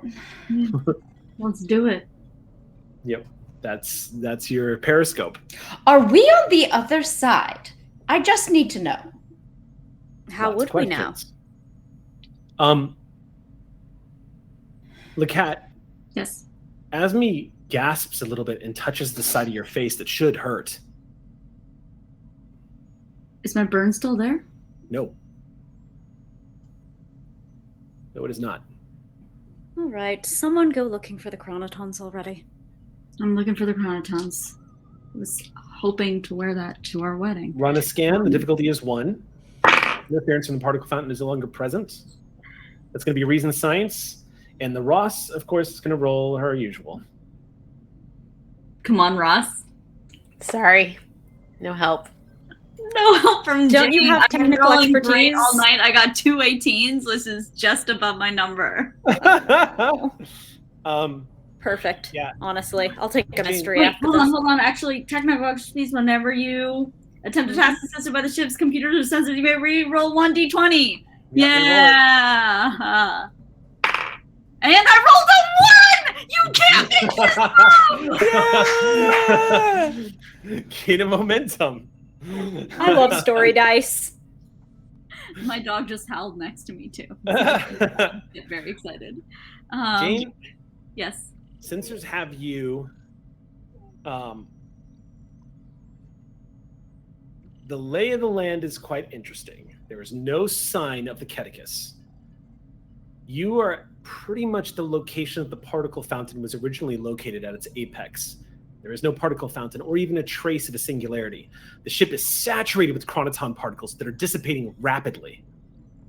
In fact, the sensors are detecting what looks like the remains of a Tholian web that was saturated in chronoton particles that seem to have been cast over the entire hull of the ship. It's interacting with the energy that was coming out of the particle fountain seems to have had a very curious effect on the vessel. It's like the Ross's personal chronometer in the time stream reversed and undid everything. Yet you all fully remember everything that had happened up until that point. Further, there's no sign of the warbirds. There is a Klingon battle cruiser about 60,000 kilometers to port probably filled with Klingons trying to figure out what the hell just happened. But that's not what really grabs your attention. Space all around the Ross is filled with life. And you glance up from the sensor screen to the main view screen, which is now attracting the attention of everyone on the bridge. And you see thousands of creatures of all different kinds out in front of the Ross. Some of these look very familiar, like creatures you encountered in your travels that emerged from subspace and only withdrew back in. You see creatures that have been documented by Starfleet before that have been interacted with. But you see, Jane, for you, creatures that resemble some of the files that you were given when you all received the data from Ree that have been extinct for millennia. You see them all out before Ross. Some of them linger, and some of them are exploring. Some of them look like they're figuring out where they are, and some of them are near the Ross, curiously examining it. These creatures look like of different kinds. Some of them look like rocks with flaps on their side. Some of them look like giant bulbous life forms that have these sort of like tentacle-like things moving off the back of them that vibrate in a frequency that causes an ambient glow around the body. And some of them are curiously fish-like or whale-like. Some of them look not like anything you've ever seen. Some of them look like they're flying trees. You see some of them that look like organic plants that are somehow existing in the vacuum of space. There's just too many. There are, for lack of a better way of saying it, over 45,000 different species that have never been recorded before, all being documented right now by the Ross.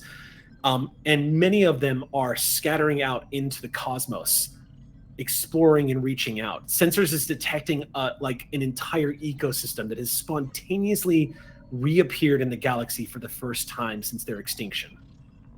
It's like a ocean. I love it. It's beautiful. I think they're going to have to redefine First Contact Day. Yeah. I hope Dr. Yada is seeing this.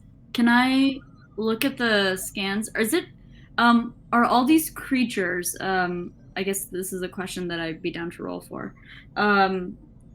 Is this how old are they reading as? Is this like their first day of birth, or is it just creatures who have reappeared, I guess? It's hard to say. With all the chronotonic energy in the area, it's damn near impossible to find out how old these things are.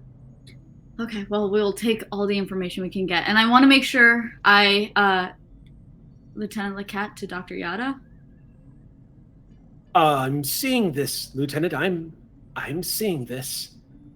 Yeah, I just wanted to make sure you were seeing it.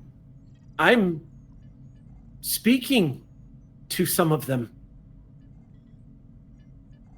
Are they friendly, I hope?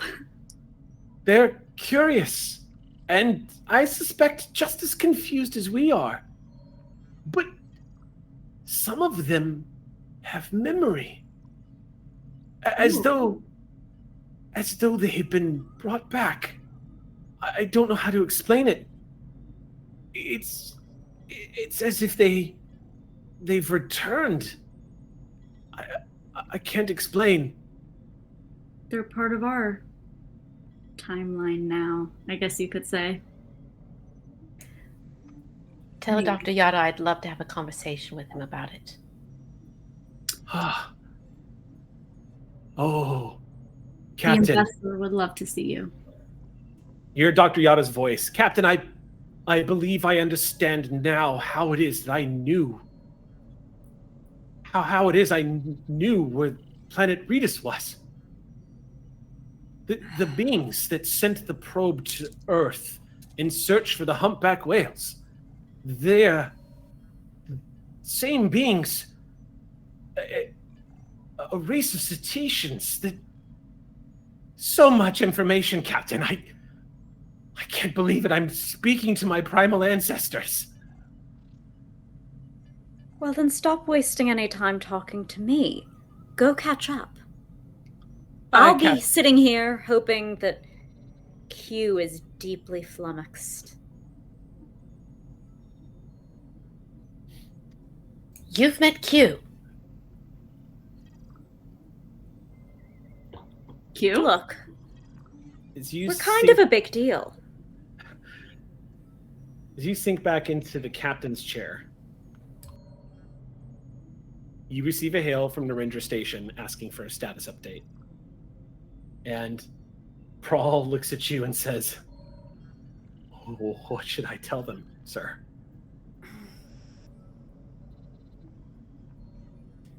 The truth. Aye, Captain. Let's start with the weird thing. Watch Captain, them I'm also swarm. getting a clear signal of life forms now coming from the USS Johnson. Good. We need to start Well, we need to get in contact with them, find out what their status is, but prepare an away team for rescue operations with them. We might even need to tractor a friend for once. Aye, Captain. And as the Ross begins to back towards the USS Johnson, the life forms all around you begin to scatter out, searching for a new life here amongst the stars. It's, if you can imagine, think of it as like if you were hand gliding and you were suddenly surrounded by flocks of beautiful birds all around all around you. In the case of the Ross, you were literally in like a coral reef of activity, of life swarming around the Ross. She feels familiar to all of them. Somehow they know her. The gateway that the Ross formed as an anchor, the impressions to synchronize with this universe. Each one of these life forms won't know how they know what they know as they evolve moving forward. But each one of them is going to take a piece of the friendship that you all experienced on the Ross, your losses, your goositude,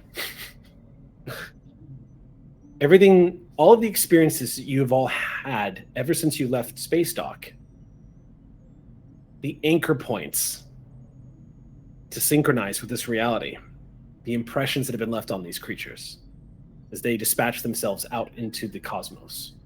And the Ross approaches the Johnson and begins the very mundane activity of rescuing her crew. And I'll turn on the bridge. Axio, go out there and tell us what the view's like from outside. Of course. I blip outside, but my eyes are the view down on screen, as if I've hailed the Ross with my own vision of the outside. It's going to be an image that will be studied by astrobiologists for decades to come.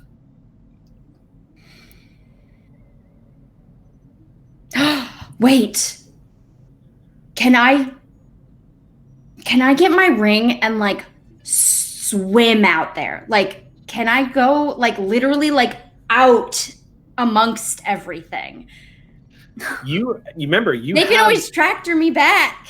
You have planetary range. Then I don't get my ring because it's in a box that I don't know about. I just go literally out amongst them. Well, you would need your ring to leave the ship. Oh, anytime well, then yes, I do. Then Then what'll happen is Sol reaches under their seat. Yeah.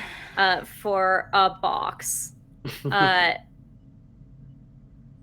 Presses and twists and unlocks it, and there's a shh. They pull out the ring. Go ahead and listen to it while you're gone. Okay. Then cinematically, I'm swimming amongst this sea of life while the voiceover from the black box message plays to the audience and to Exio. Okay. And that's where we're going to pause for our break. Wait, before we do, because I can't let such a beautiful moment happen without, of course, a Dr. McCrell miscommunication. It wouldn't be a Clear Skies episode without one. So I want to quickly cut to me holding Sorex's hand and like just seeing how everything's okay now, and just holding his hand and going, "Oh, I will have to fill you in when you awake. You slept through some very low-reaching excrement."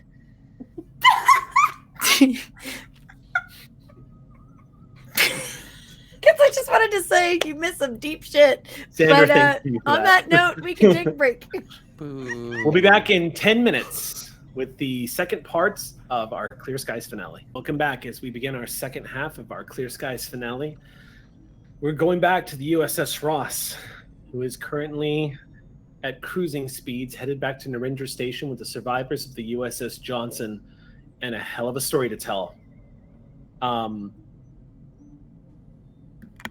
Currently,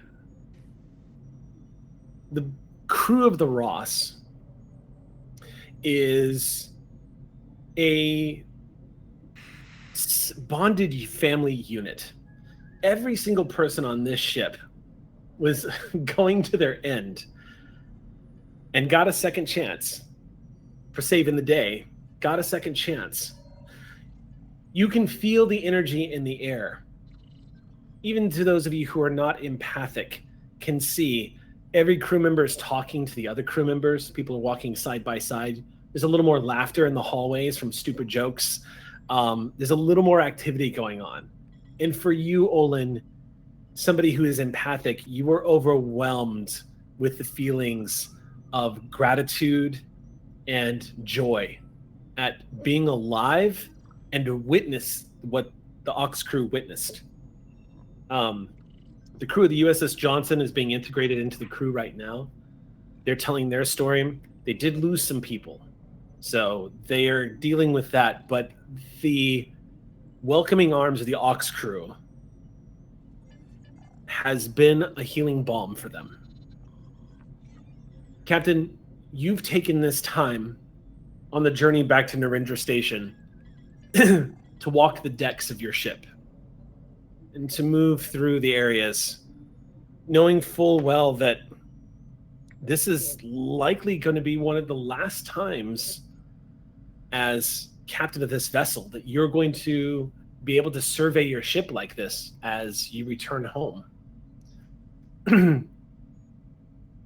Walking through the vessel, you catch little moments of the Aux crew bonding with each other.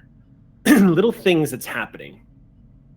One of the big ones is that one of the Aux crew members, Lieutenant Tapris, is holding a potluck celebration on the promenade deck where everyone is asked to bring whatever food they want. You can only imagine your chief engineer is having a field day with that one, and rightly so. The promenade deck has become a place of celebration where people are recounting their moments and their near misses, their near hits, and remembering what it is they saw. But also sharing stories about their time here on the Ross, as everyone is starting to settle in how all of this has happened around the same time that duty assignments are scheduled to shift. It all just seemed like such a distant thing to not even worry about. But now it has this sort of hysterical normality to it in the face of such incredible things that you've witnessed and experienced in just the past 48 hours. Little mundane things are funny. Little concerns, little anxieties that just eat away at us every day of our lives. We give them so much time. We give them such a loud volume setting when they take the mic. All of that seems rather muted, at least for right now, as everyone is enjoying food that they may not even necessarily like at the potluck, but my goodness, they smile and laugh at it and eat more. The refugees on the shuttlecraft deck have also been invited, and the Gazenti are seeing now, for the first time, how people are treating each other here on the holodeck. Or rather, I should say the promenade. And Doctor, you were with them the whole time. I have a data pad showing some of the highlights of the battle, like when all the hull breaches we caused and Sila's ship and different things like that. Just to doing some instant replay playback for them, just to show like, remember the people who hurt your ship? Told you mine were warriors. So just for fun. During this celebration, people milling about.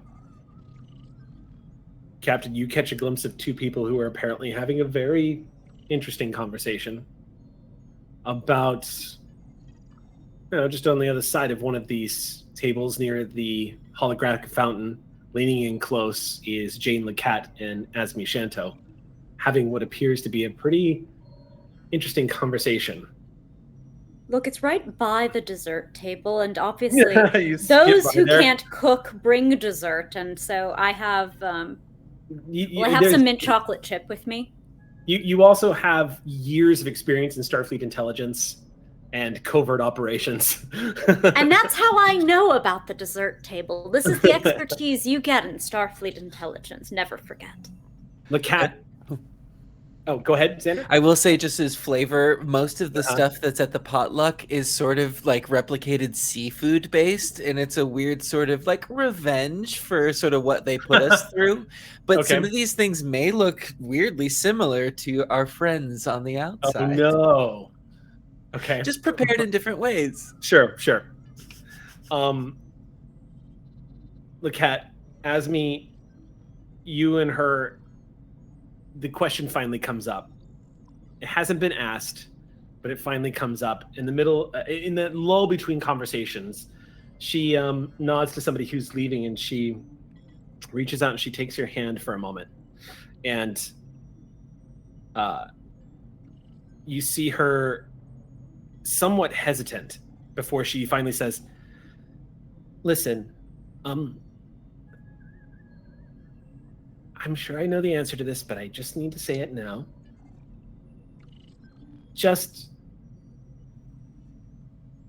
The burn marks would have looked cooler if we had just kept them. No. I mean, no. Sure. That's not what I was going to say. I feel like you made me look really dignified, and it's like someone you don't want to talk. Yes. I'm here. She says, did you mean what you said? Which part? When we thought we were going to die. I've always meant all of it when I'm talking with you. Of course I meant it. You really want to marry me? Who wouldn't? I mean, have you? She just immediately honestly, it's great that no one else has locked you down. I thought I was gonna be fighting off people. Please shut up! Oh my god! She puts her head in her hands. She's gonna pick her up and kind of twirl her around and give her a kiss, and it's just of course I want to. She is a mess. When you pick her up and twirl her around, when you look back at her to give her a kiss, she is a mess. She's by the time you set her back down, Jane, she's already in the middle of choking. It's okay. Choking. You gotta get this all out. You can't do this at the altar. There will be pictures. It's gonna be immortalized. She just throws her arms around you and buries her head into the nape of your neck and just cries. I love you. I love you. I love you. Captain, that is what you were hearing at the dessert table.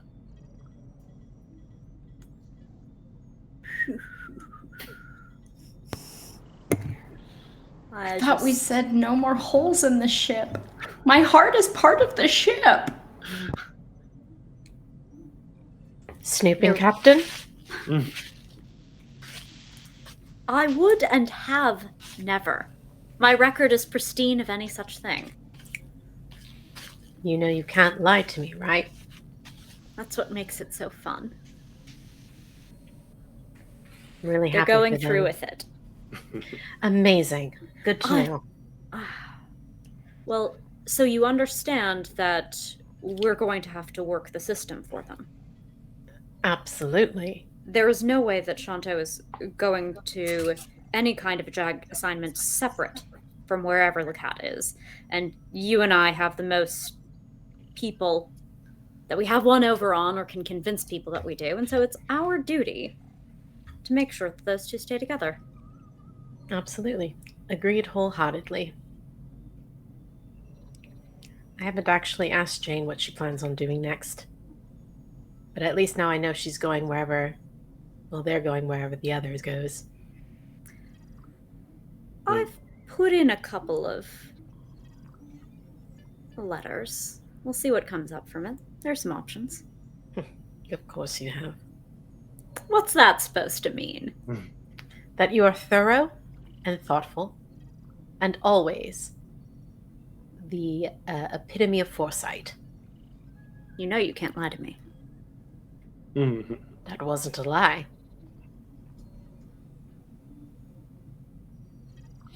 Come get a drink with me. Don't have to ask me twice. Come get a drink Traveling with me. at lower warp is giving the Ross a chance to take a break from flying at warp 10 to get where you needed to go in 24 hours.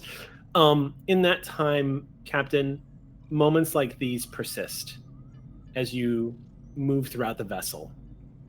Moving throughout the ship deck by deck, you catching little moments.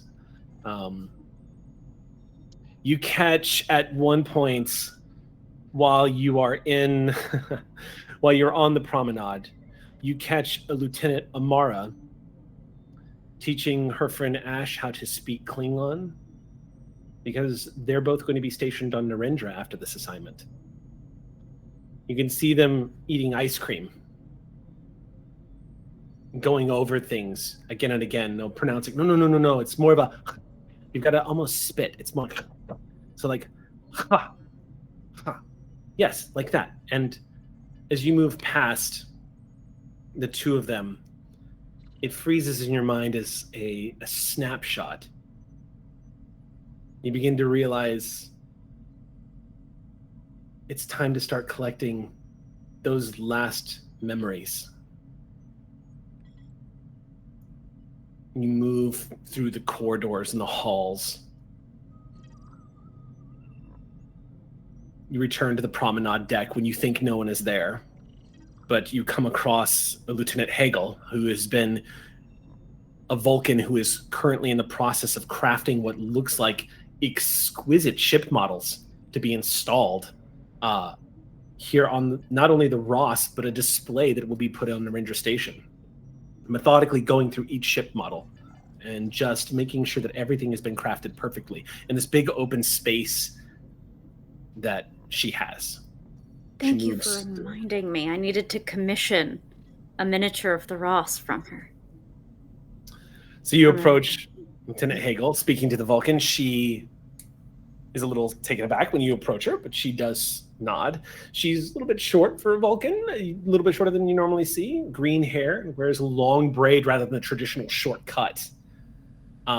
And she is more than happy to accommodate as you approach. She does nod and listen to you giving her specs of how the Ross model should appear. And it keeps going from there. And at one point, as you're moving through the ship, stepping onto the turbo lift, you stand next to a chief petty officer who you've seen time and time again as you've entered the brig during those moments where you've had to put people in your brig. This is Chief Petty Officer Tracy, and he looks at you with a bit of a grin on his face as you're standing next to him and says, "Captain." Chief? Sir, may I say something? Yes, I suppose. Sir, I just wanted to say it's been an honor serving on the Ross. I'm to transfer off, and it's been a pleasure. I was your security chief in the brig, and I just gotta say, it was a pleasure putting the people that you put into that brig, sir. Well, take that energy with you. Because this whole crew, the duty assignments are shaking out, and it's our job to bring the Ross wherever we go. Honks and all. Yes, sir. Good work. Thank you, Captain. You step off the turbo lifts. You're passing by some of the common areas that are found here on the decks, moving past the holodecks, moving past some of the common areas that are just like sectioned off areas of the corridor. They're widened and actually have seated areas with potted plants and things to make it look more homey and friendly. And as you're moving across deck 13, walking past Cetacean Ops, as the door opens, you can hear the frantic conversations of Dr. Yada and a certain Jashashian professor, doctor, having passionate conversations about the implications. There's an entire ecosystem in Subspace. Closing as you walk past. You also catch little things that have some continuity, Captain. You come across Ensign Tajik, who is currently surrounded by friends, particularly a Lieutenant Jola Chavalis, who you know was currently in the process of studying to become more proficient in cybernetic replacement limbs. And they're joined by crewman Christian. The three of them, these friends, are sitting around a table, and you can see Ensign Tajik is flexing a new cybernetic replacement to his hand. Just two crew members are very encouraging and are giving all of the support. As you walk past them, you can see basically somebody getting their first prosthetic limb and their friends congratulating them and asking them, how does it feel? You good? And I was a little nervous. This feels okay. And you moving past. Snapshot after snapshot of the life of this crew, Captain, as you move throughout the corridors. The ecosystem is not just outside the hull, this great swath of life that you've reintroduced into the galaxy, but you begin to realize as you move through and observe the Ox crew, there's a whole ecosystem that has always been alive in the Ross, making the ship fly. And it's hard not to feel an overwhelming sense of pride as you move throughout them. They've been with us this whole time through thick and thin. When you reemerge onto the bridge, and it opens up just in time to hear Vren say, now approaching Narendra Station. Slowing to half impulse. Captain on the bridge. And on the main view screen, Captain, you do indeed see that familiar sight. Make it a good one, Vren. Absolutely. Engaging maneuvering thrusters. Narendra Station, this is the USS Ross. Requesting permission to dock. USS Ross, this is Narendra Station. Welcome home. Permission granted. Or well, may I have the con?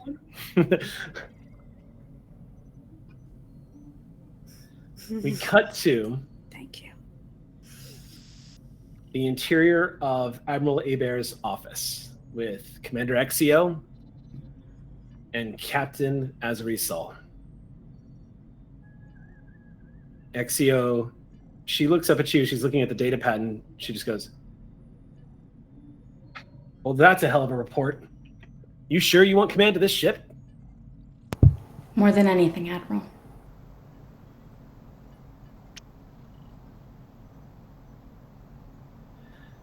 Well, all right. Have you seen this ship? I can't believe someone else isn't trying to snatch it up. I performed Shakespeare on that ship. Kinda. She stands up, moves around to the other side of the desk, and extends her hand to you, Captain, and says, Captain, I don't know what you've been told, but I can tell you, just from looking at our history books, that Starfleet looks pretty favorably on captains who help save the galaxy. Well done. And she extends her hand. Well, I definitely did it all for the sake of my personal history and aggrandizement, but a little bit of galaxy saving won't hurt. I know. There's no way we would have installed somebody with no ego at the helm of the USS Ross. Wouldn't dream of it, nor am I. Fortunately, my successor has excellent and perfectly tuned self-esteem. There's a chirp at the door, and she goes, aye, this is the moment I've been waiting for. Enter. Chief Tech is standing in the doorway. She says, come on in, Chief. Glad you made time for me. Well, we're not alone. I wanted everyone to be here because I want to hear what your answer is to my proposal. Come on, take a seat. You want a drink? Yes, I would. All right. She starts pouring a glass. Says, there you go. Sets it down in front of you and says, so what it'll be, Chief. Not to cut straight to it, but I need a chief engineer. I want it to be you. What's your answer? I think... Sorry, Captain. I'm home. I'll take the position here on Narendra Station. We've sort of introduced a whole ecosystem out there, and I feel partially responsible, and I think that you're going to need an engineer here on the station. I think so. Get ready, because you're about to be wearing pips. I was afraid of that part. Yeah. But I'm glad I get to fast track. Well, you earned some favor with an admiral who likes you. Don't let that go to your head. I would never. So, Exio turns to you now with another pip on her collar. Captains, excuse me. She says, don't worry. The pips will look great on you. They look great on you. They always have. Oh, I have a recommendation for a chief engineer of the Ross, if you're looking for one. I think I have my own ideas. Very good. I trust your judgment. Something tells me it might be the same recommendation. Yep. I'd say I'd trust the ship's counselor more than anything that I've seen. That's Certainly true. not the Ross's former captain. I hear they're an absolute wildling who will fly into a particle fountain on a moment's notice. No wonder they're being taken off the ship. Couldn't trust them. I will miss those one-on-one meetings. Can't be a counselor as a captain. Not in the same capacity, anyway. No. But in a different one. Trust me. If you ever have some free time, you're a damn fine engineer, Saul. We could use you on the station. Now that's a thought, and from you, a compliment. I don't know if my dancing's up to it, though. We'll get you there. It's all you'll the have footwork. plenty of dancing to do on board the USS Sovereign. Talk about sweet digs. No one ever suffered on a flagship assignment. It's very, very generous of you, Admiral. Well, seems like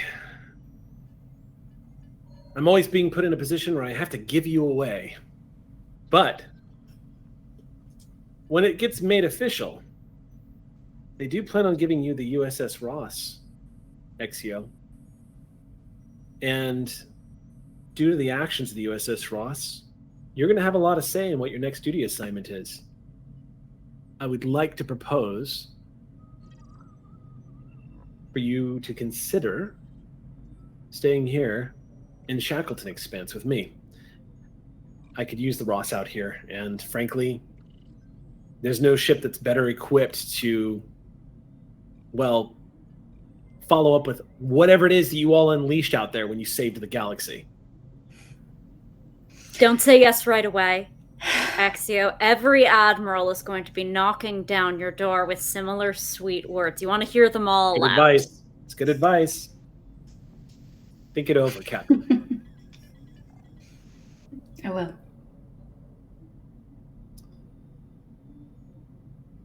Well,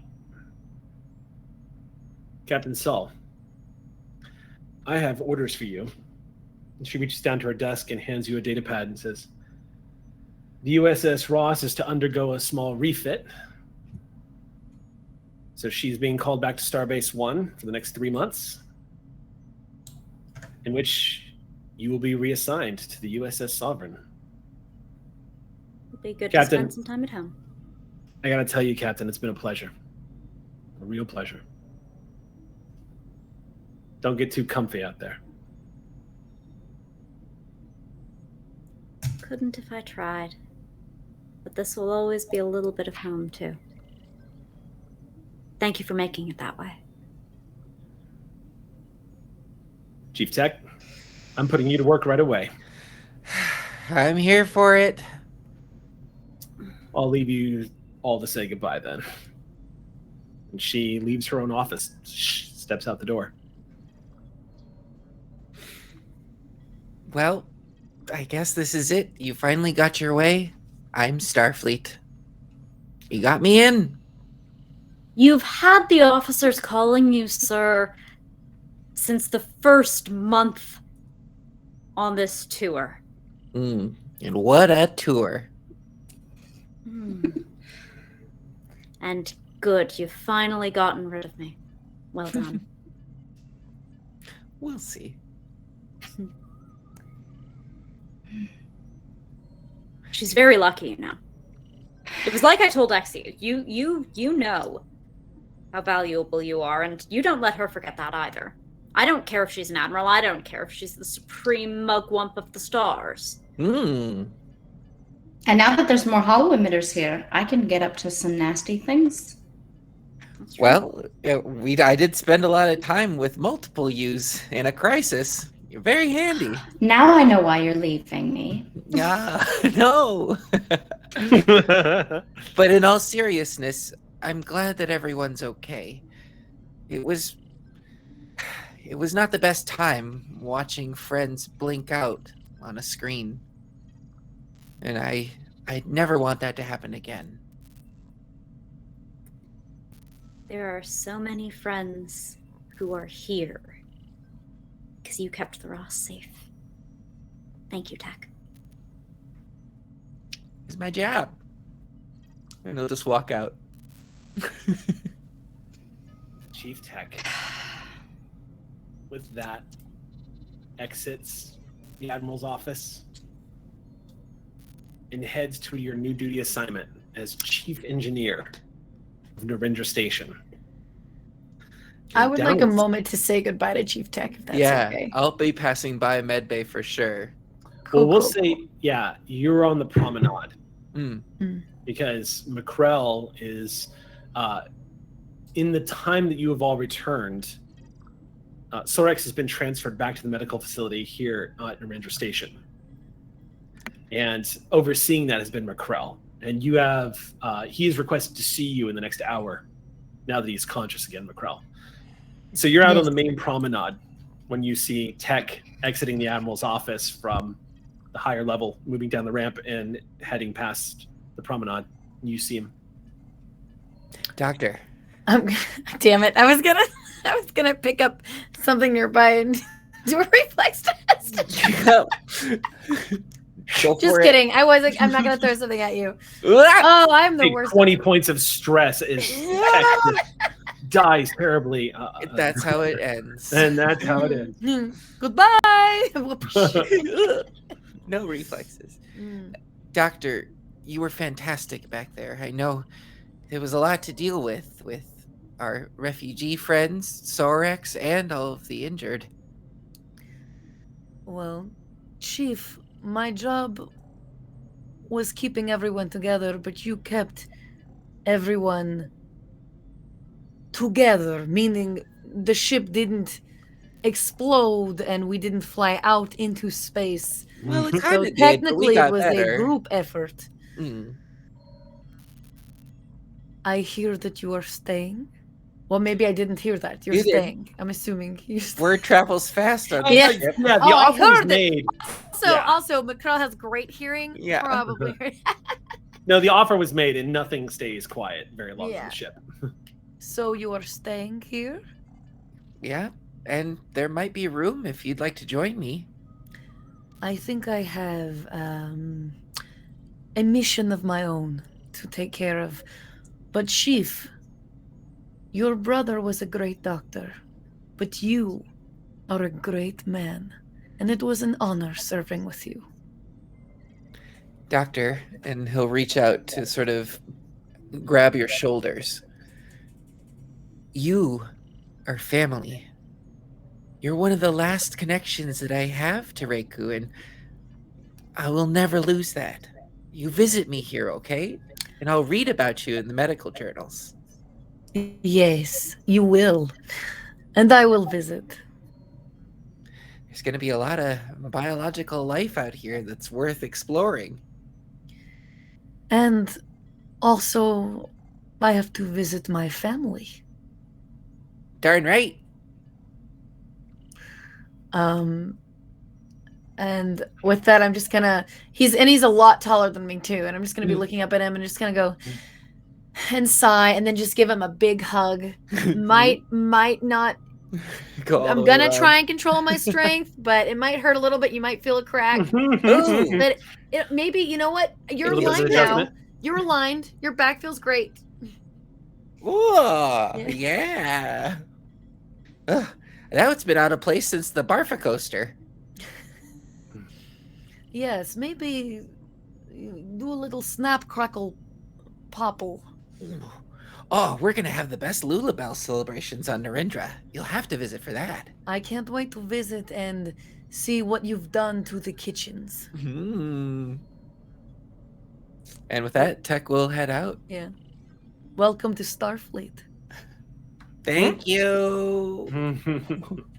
You're welcome. It's not long later, Macrell, that you find yourself in the main sick bay. And as you enter main sick bay, the Klingon just looks at you and goes, "He's waiting for you. Just go." And you move past her. The doors open. You see main sick bay is quite active with people, busy as usual in a big space station like this. You step into the intensive care unit and you see Sorex is leaning up in bed with his eyes open and a couple of assisted devices to help him with breathing. But he looks much better than he did, but clearly still very injured. And you do see a small smile crack across that slender, handsome face of his as you walk in the door. How's my favorite patient? I wouldn't know. I'm not capable of gathering intelligence or spying on anyone right now. However, I feel fine.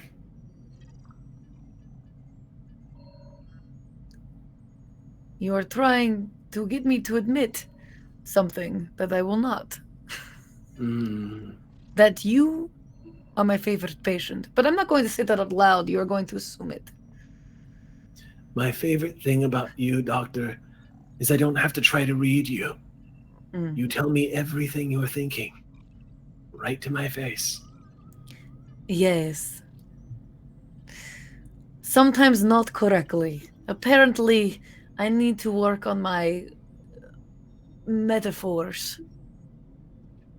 Yes. But So, you will be up and Adam in no time. he looks at you like, Adam, you know, like the with the electrons and neutrons, and you'll be up and rotating around like an atom. I think that's what it means. Science. You're a doctor. I don't know the English phrase. I don't fucking care. You're amazing, body Jordan. Surex chews on that for a minute and just says, "Very well. Will you be staying here? With Pagino dead, I presume.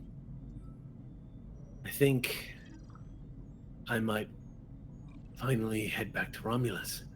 I understand that there have been new leadership changes over there, and I'd like to be a part of that. Just like you will go and help your people, I'm going back and helping mine.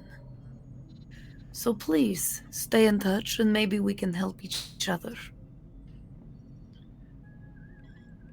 I don't know if I'm going to get a chance to see them again, but could you do me a favor? And just pass on my well wishes to the ambassador. Yes. Pulling a gun on them was probably the smartest thing I've ever done. I will not do that to them as I give them your well wishes, but I will hug them from the back and share your message. If you hug them from the back, don't tell them it was from me. They may not trust it. The hug will be for me. Thank you for They saving are also my life. they also need alignment. Their lower back. Thank you for Lot of saving my, stress. Thank you for saving my life, Doctor. I'm going to get some rest now. Yes. It was an honor. He reaches up his hand suddenly.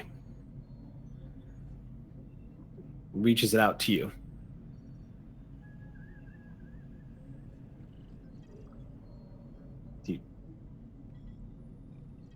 Do you not take his hand? Oh, I do.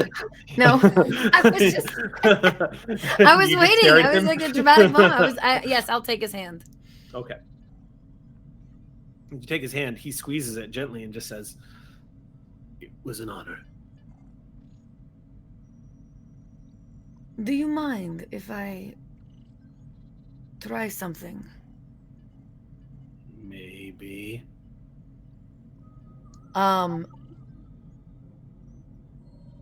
And with that, I'm just going to, in my mind, put out a message of "Don't be a stranger" and try and send it to in his head. You see his eyes flutter for a moment. Is it almost like he's having an ice cream headache?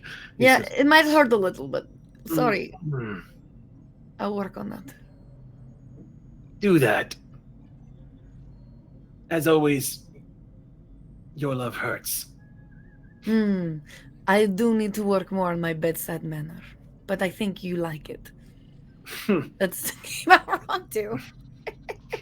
I'm gonna go. I'm gonna pat his Or hand. did it and- come out right? I'm gonna just, you know what I mean. I'm gonna. Do I?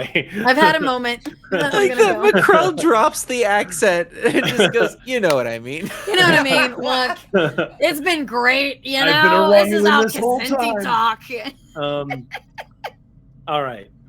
Yeah.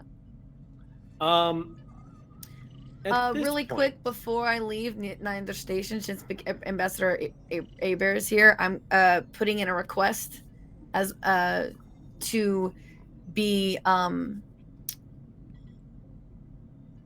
I guess discharged from the Ross and sent back to Starfleet headquarters with the Kazenti in order to kind of help them find sanctuary, see if they can actually become a part of Starfleet. Then let's play that, because Okay. you're going to be in front of the admiral, and she looks at this and just goes, "Doctor, I've got to ask you,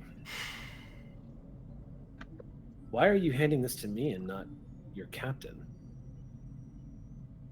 I just take it back and leave the room. "Give it to Exio," you hear her say as you. Duh. I'll go. You stare at her for a moment. Yeah. You take it.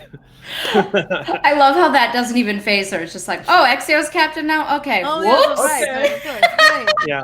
Like I Okay. couldn't see that Always coming. was. Yeah. All right. I'm Um, gonna go talk to my captain. Okay, so before all of this happens, though,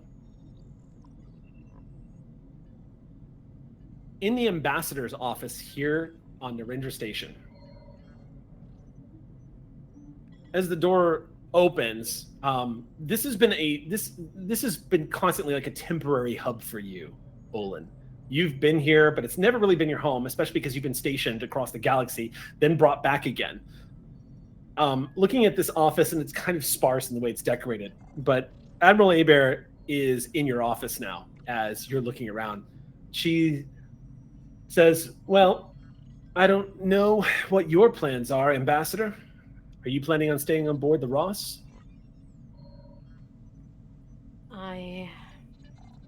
I have been avoiding putting too much thought into it. I honestly don't know what happens next for me. A lot has changed in the last however many months, weeks, days. Well, since you've made some friends with higher ups, I can already tell you that Starfleet's probably going to reassign you back to the Alpha Quadrant for all the incredible work you did during the negotiations with the Dominion. Dominion's not the only people they're trying to negotiate with out there, Ambassador. There's a lot of people that need to forge new friendships. They could use an ambassador like you. Something to consider, of course. And I will. If none of that appeals to you, I have an empty office. There's a conversation I think I need to have first. Let me know. Of course. She steps out of the room.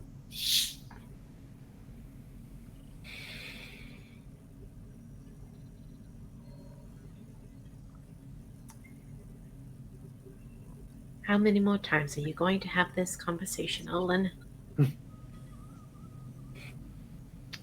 Well, what's one more? And they tap their comm badge. Computer, locate Captain Azari Sol, please. So, where do you want this scene to take place? Captain's ready room? Back aboard the Ross? Here on Narendra Station? You choose the scene. Sure. Let's, I think Sol is wandering the promenade. Okay. Probably. They're very, very excited for the changeover, and I think one of the ways that they are being excited is intentionally avoiding captain spots. You are currently They're being not in the super- ready room. That's going to be Axios soon. Yeah. Every time they think of that. And so they're being in like public areas or like 10 forward. Oh, 10 forward. I should be in 10 forward. You are currently looking at you are enjoying this promenade right now, while you can, Sol. Right now, there are holographic birds flying overhead near the windows that look out into space, and the holographic trees that are appearing everywhere. And next to you, wearing a very slim-fitted full suit with purple sash and a slight technological ambient glow around the edges, giving this sort of strange halo, is a very, very well-dressed Solon who is serving drinks and sits down right in front of you and goes, and one for the hero of the day. Serving drinks and serving looks. Yep. Yes. And Solon sets the glass down and says, so, I hear we're having a lot of change-ups lately, and I believe we are going to have a new captain soon. That is the scuttlebutt on this boat. It's going to come through very, very soon, and you'll finally be rid of me, but a lot of people are moving around. You're going to have to learn new names. That's true. But I'm good at that. You are. What have you learned? I ask because when you first took command of this ship, you came off to me like somebody who had something to prove, and not in that sort of punk kid kind of way. The Ross was always kind of like a chess piece on the board with Starfleet Command, and we have always known that this was just kind of a symbol. No one was really behind what the Ross was doing. You came in here with a fire under your ass and ready to make sure that they knew that this was going to be something bigger than what they expected, and it became that. So I'm curious, After going through everything you've been through, Captain, as a result, first Orion and Starfleet, what'd you get out of it? Aside from, you know, a couple of people that like you. Well, you're not allowed to take the answer out of my mouth now, are you? I'm a bartender. But no, you're right. I came in with something to prove, and I feel entirely vindicated and successful in that, because look at all of these folks that Starfleet wasn't really giving a chance, and look how far they're going now. I just needed a boost. Yeah. But me? I think I learned that it's important to be the first Orion captain in Starfleet. But there's an Azuri, too.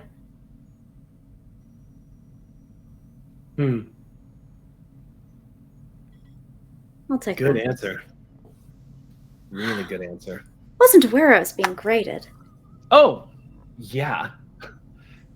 And then they stop and look back and say, looks like you've got some company.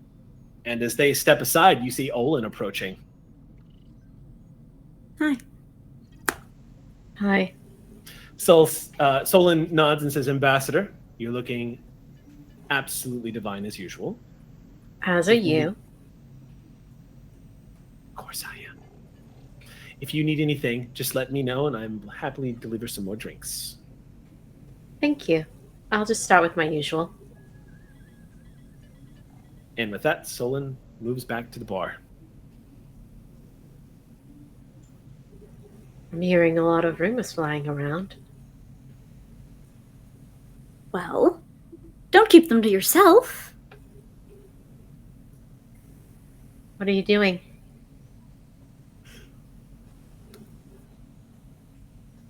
I'm taking captaincy of the Sovereign. It is an extremely prestigious flagship. And right after I am made captain of the Sovereign, the Nexio gets the Ross. That feels more than right. How about you? Well, I guess that depends on where it is I am most needed. Most wanted? Well, the Dominion might have you most wanted. Possibly. I was speaking to the Admiral. She mentioned that I might have my pick of assignments, considering all that we've done. And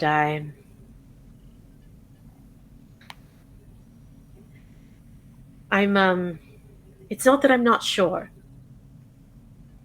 but if I'm going to make this choice, I need to know that the person on the other side of it wants what I want to. That seems like very wise diplomacy.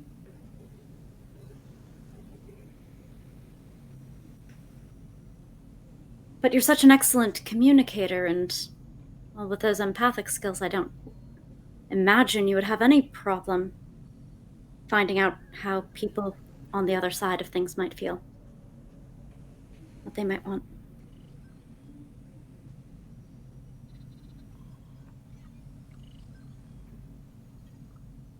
Someone needs to be your net. I hear you like jumping without looking first.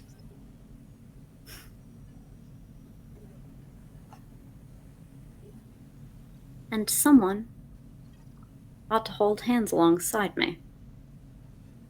because they could use a little more air whooshing across their skin.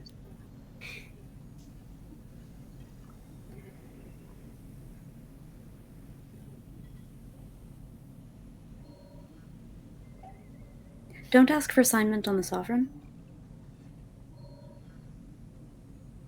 Okay. Good. So, should we have some of these drinks? It's not from our stash, but it's a damn fine Cabernet, if I say. Let's get into a little bit of trouble. I'll do the arm link. Mm-hmm. All right.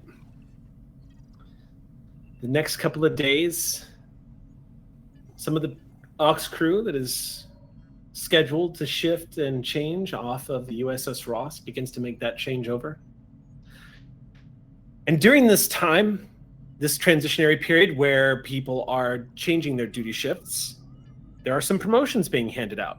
Also, word has made it throughout the ship that Captain Sol has accepted the center chair of the USS Sovereign. And the crew is abuzz learning that Commander Exio is set to become the first holographic captain in Starfleet. It is all over the Federation news channels.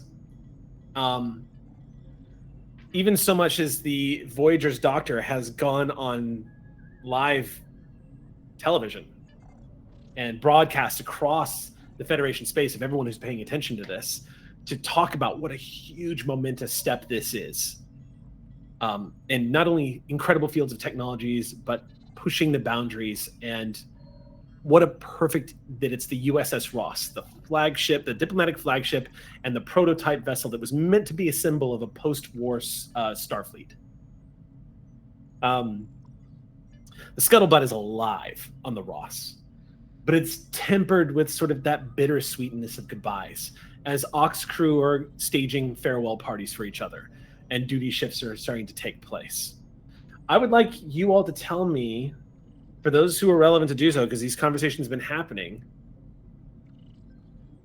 how you would like to let folks know what their news positions are and what you want to do. Well, I have some assignments. Yeah. Captain.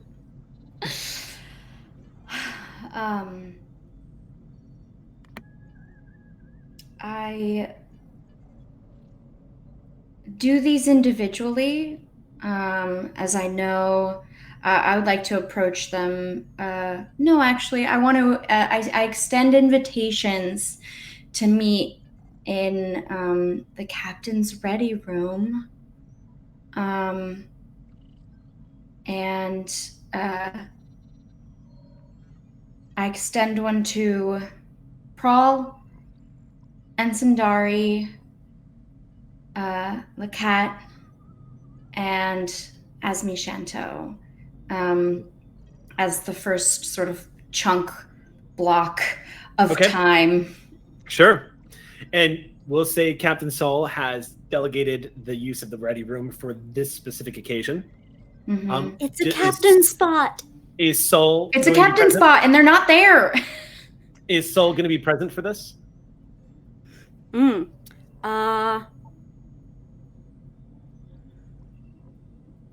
I don't think. I mean, certainly not. There's no place for a Captain Emeritus in that.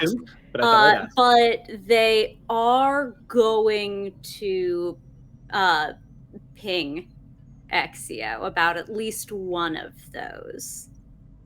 Would you like to do that first? Yeah. Okay. So Exio's sort of sitting behind the desk and sort of taking it in. She has placed the black box that you made as her desk ornament. As a reminder. Damn it, Sam has to roll Claros. Go for Exio. Where are you? I hear you're about to be making the assignments, and I wanted to tell you something very quickly before you did. Oh, I'm in one of the spots you're avoiding, Captain. And I whoosh through like I didn't already know. Like the Saul version of the blip. It's loud and comes with just wind. Yes. Okay. Yeah. All right. Is that what I do? My. I'm never going to stop. Look, I don't have your grace. This is what you've got to deal with. But look, so I heard that you want the cat. I plan on extending an offer, but the decision will be up to her.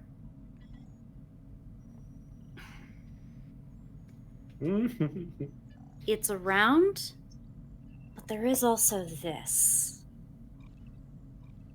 I got approval for it. I'm going to slide the pad across with a duty assignment. What is it?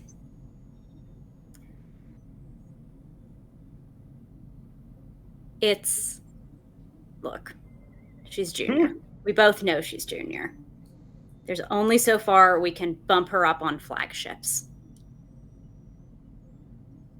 But this Intrepid here, it's a science vessel, and it could use an XO.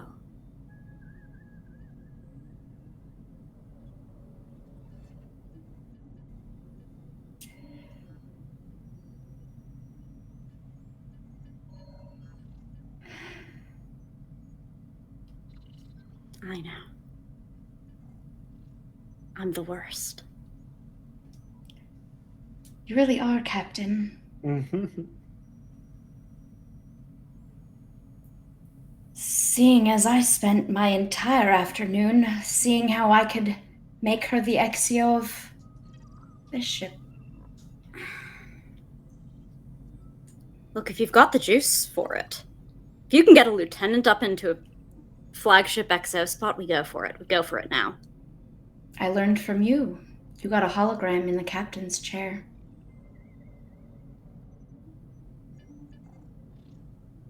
Only important thing I've ever done in Starfleet.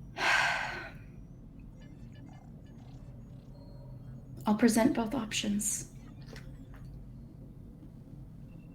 Are you kidding? She can be XO for you. I just sort of toss the pad halfway down the desk. But Captain, remember, it feels really good to hear all of the offers. Even if the rest aren't good enough. And they don't even look, they just reach out halfway down the desk with those real long limbs, and they just slide the pad back up.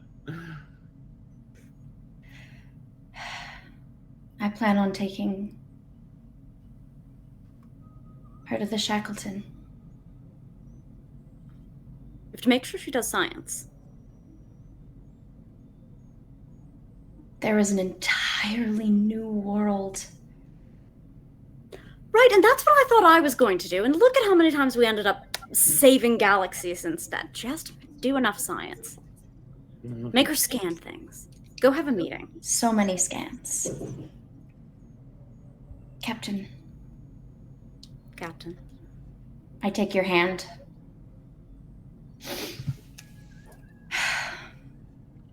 You can trust me. Never a doubt. No, I know, but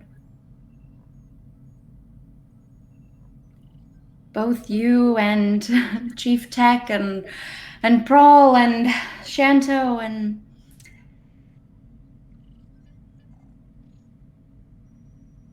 you all just keep lifting each other up. But I've been watching the whole time too.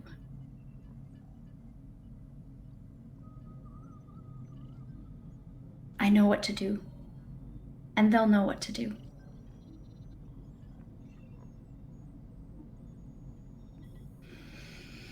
Being obsolete never felt so good. I'm a part of this ship, Captain. Forever. You're bigger than this ship. She's a part of you. Don't let her hear you say that. I said it. Yeah. And I'm not the one who has to deal with the consequences anymore. And I turn up and I start walking out of the bridge. Any holes in the ship, you take them out on her. And just the door closes behind Saul in mid-speech.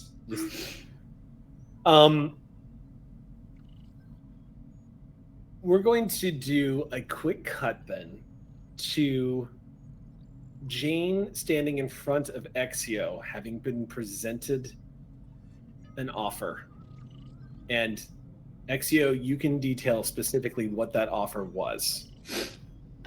You get presented 2 letters of offerings to be the XO aboard the Intrepid class, or the Ross. And Exio is saying, and either choice you make. I explain that I intend to keep the ship in the Shackleton Expanse, and that my main focus will be to, as I've just been informed that the ambassador will be taking their leave as well, that I intend to keep this vessel as a science and diplomatic first contact exploratory vessel with its original mission of finding new and wonderful things out in the Shackleton. And probably a few hiccups here and there. But with whichever choice that you choose, I will. I have in my power to make sure that your partner is transferred with you, or not. I think that Jane is taking all of this in with just shock. And you, Exio, are one of the people who definitely clocked her as someone who is actually very expressive, even though she doesn't know she's expressive. Yeah. I knew. She sees your hesitation and look like is like, I'll give you more time to think by talking a little more. I know what I want right now, because it doesn't really feel like a choice. When I joined the crew of the Ross, you were assigned as my counselor, and I switched you out almost immediately. It felt too personal. I didn't want that for us. I made do with the counselor that I had, and they were very good. Let me clarify, but you and I, we were never really on the same page until we were down in that hole together. And you let me walk through a door, and you said, I will be here to pull you back. And I was staring down that species, that 8472 vessel, and I thought I was the end of it. And then I tugged twice, and you pulled me back. And I can't imagine exploring space with anyone else. And I don't think anyone else would have let me get away with that. And so I think it has to be you. It has to be you. I think we should also talk to Chief Tech. I know that he's staying on Narendra, but I hear he has a really good solution for uncompatible workflows. And it involves dancing. Exio leans forward and just goes, where do you think he learned it from? Of course. Of course. And I want you to know, not only am I incredibly honored, but the reason I so deeply am glad that you said what you said is because I felt the same way. And to be honest, I think that I would function very well with someone that doesn't always see the way that I do. And you are never afraid to tell me. So I'm continue to call me out. Absolutely. And I'm here for the hiccups too. We're going. Oh, I know. You are by far the most capable officer in far too many fields. So you're going to be perfect. I'm honored. Thank you, Captain. Commander? It's gonna take some getting used to. It won't. Trust me. Yeah. All right. Commander, Lieutenant, or the cat. Dismissed. Thank you.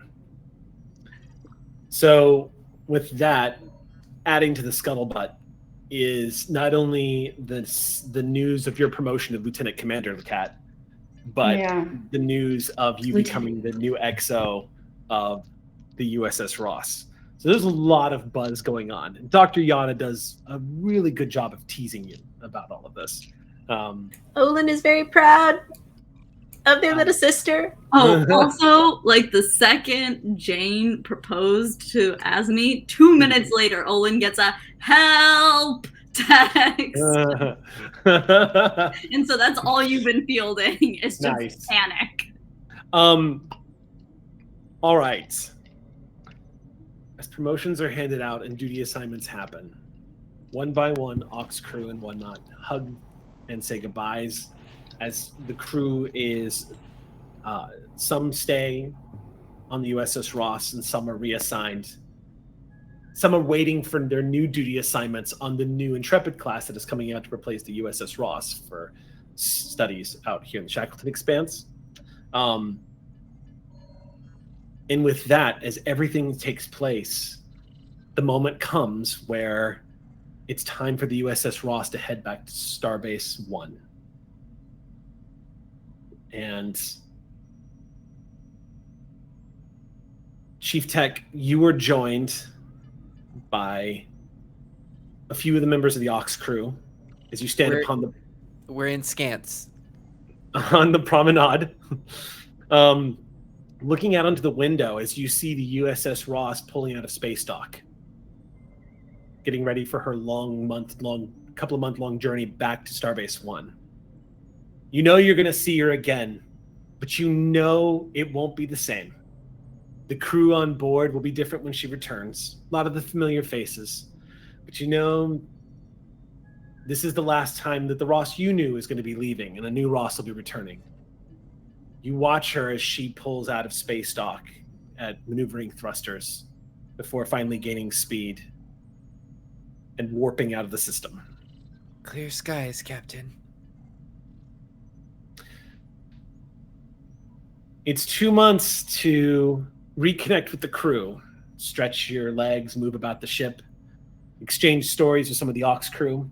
There's a couple of stops in Klingon space and a couple of stops at star bases as more duty assignments get shifted until finally the day comes when you are within range of Earth's space dock. So it feels like it wasn't that long ago. The moment you got on board the USS Ross, there was an emergency with her warp core, with interdimensional slug creatures that Exio had to beam into the middle of the warp chamber to save the ship. It was a portent of all the things that were going to be happening to you the moment that took place. The memories come flooding back to you as you receive recognition to initiate docking procedures at Starbase 1. When the USS Ross pulls into space dock, you see a couple of the other ships here at space dock. But there is a sudden sort of profound finality to the sound of the docking completion as you realize your last journey as the captain of this vessel has just been completed. And you hear moorings in place. And we're docked. There's a moment, Sol, where you're about to say your whatever the next word's about to come out of your mouth, when Vryn stands up at his seat and turns towards you and says, "Captain on the bridge." Everyone suddenly reacts and faces you, Captain Sull. Captain Sull, on behalf of the crew of the USS Ross, we've put together something for you, sir.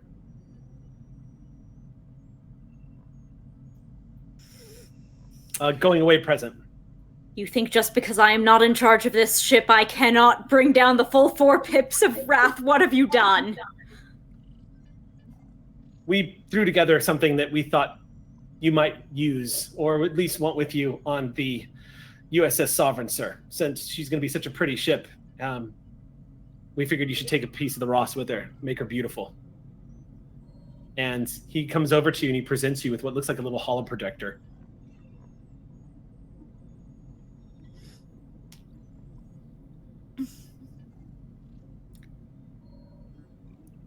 Either Chief Singh was in on this, or he'll have your hide for taking pieces of the Ross out of it.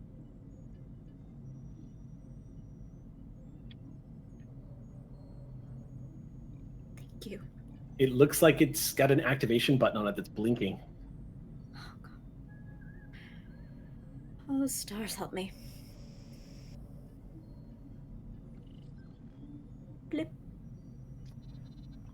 Standing 3 feet tall with a long stretched out neck is a very active holographic goose that immediately begins throwing its wings open and flapping violently right in front of you. You can hear that it immediately starts making a ruckus, just going.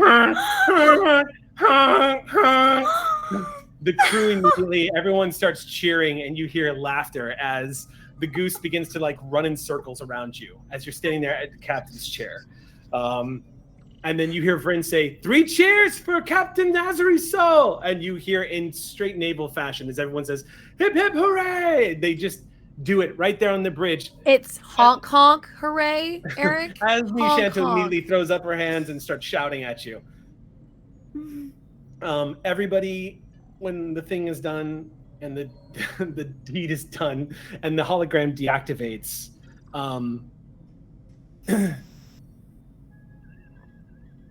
Prawl says, Captain Exio?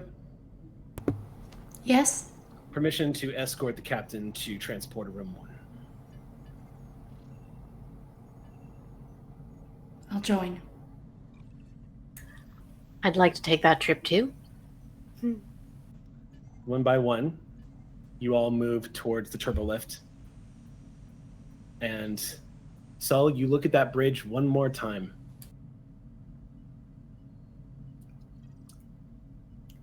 No better ship in space. The bridge crew is lined up. You see Lacat standing just in front of the exo chair at the bridge. Asmi Shanto, tears in her eyes, just chin up, smiling at you. You hear someone, the bosun whistle begins to blow, and everyone stands at attention as you step onto the turbo lift one last time.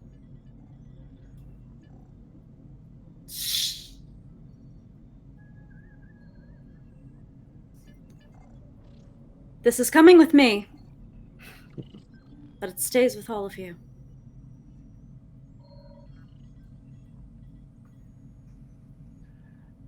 No holes. I turn around. I swear, I probably turn around before they see it. Yeah. I turn around before they see it. Transporter room 1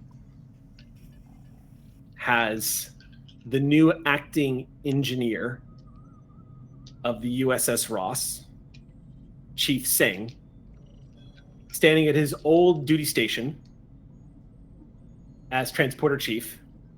When you enter the room, you see Lieutenant Dari is by his side, smiling, and as you walk in, your duffel bag is ready for you on the transporter pad. there's a gathering of people as you step onto the transporter pad, Captain. Okay, this is just overkill. Honestly. I never did a darn thing for any of you, and I'm not starting now just because we're getting... Dari steps forward first and extends her hand and says, "Sir, it's been an honor. Thank you for tolerating me." Easy to tolerate brilliance. Stepping forward is Chief Sang, says, "Captain, I don't have words. Thank you." Thank you for always getting us where we needed to go.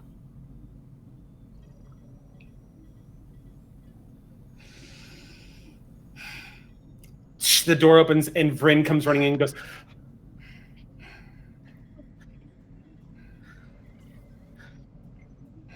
"Sorry, after you walked into the turbo lift, I totally forgot that I was coming with you to say goodbye, and had to wait till the other turbo lift came, and then."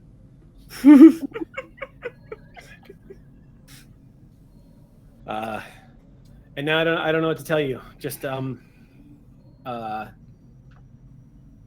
anyone said thanks for tolerating me yet? I did. Okay. Thank you for putting up with me, Captain.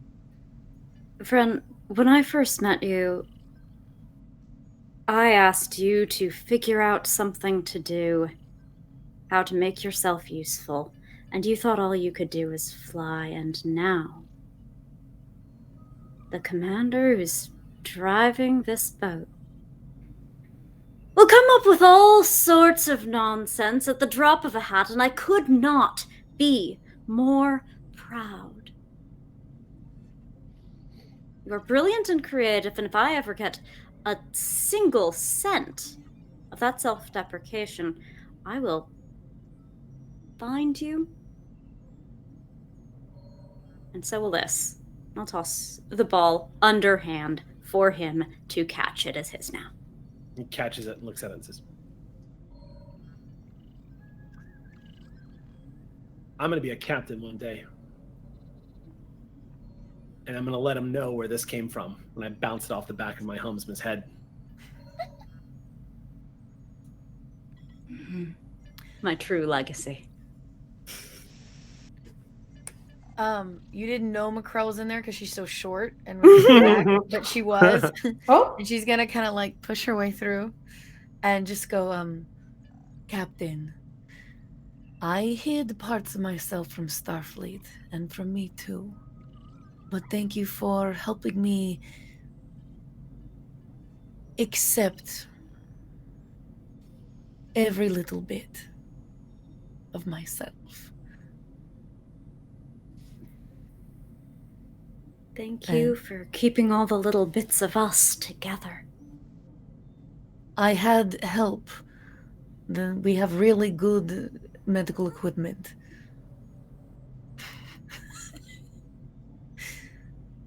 Medical equipment's cheap. Doctors like you, there's only one in the galaxy. And I'm gonna, with your permission, grab your hand and be like, I think I have this one right. Wherever you go, there you are. Nailed it. Yes. I'm just gonna back up. That doesn't mean that you put a nail into things. It means you did well. And I move on.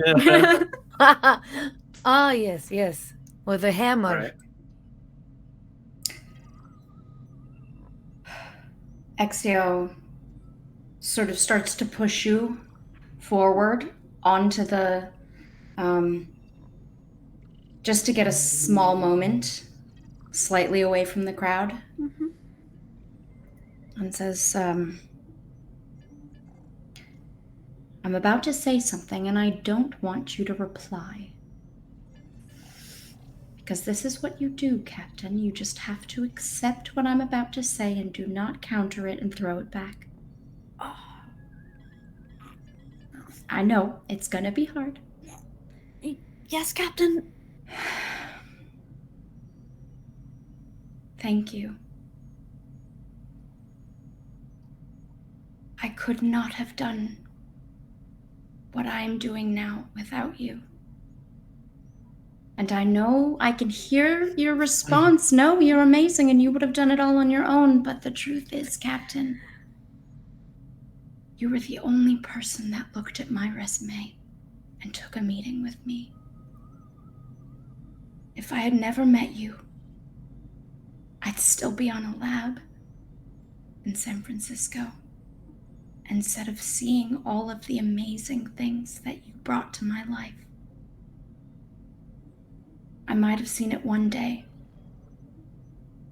but you gave it to me when I needed it, when I was ready. So thank you.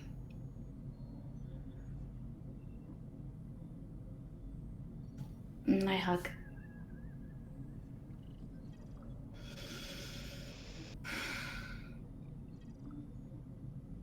Let me know what you two get up to. And looks back at the ambassador. I can't wait. I couldn't be prouder.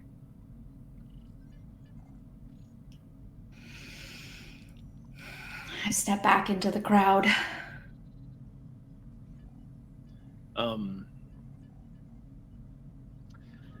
As you step back up onto the transporter pad, Captain, stepping out from the crowd, Gary Prawl, with a very serious look on his face, steps forward and very uncharacteristically approaches you without really giving any indication of what he's up to. But he steps away from the crowd and he steps very close to you.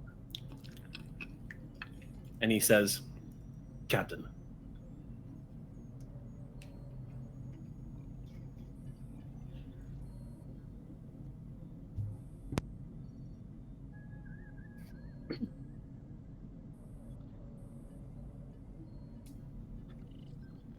thank you for helping me realize that Explorer Prawl made it through the war.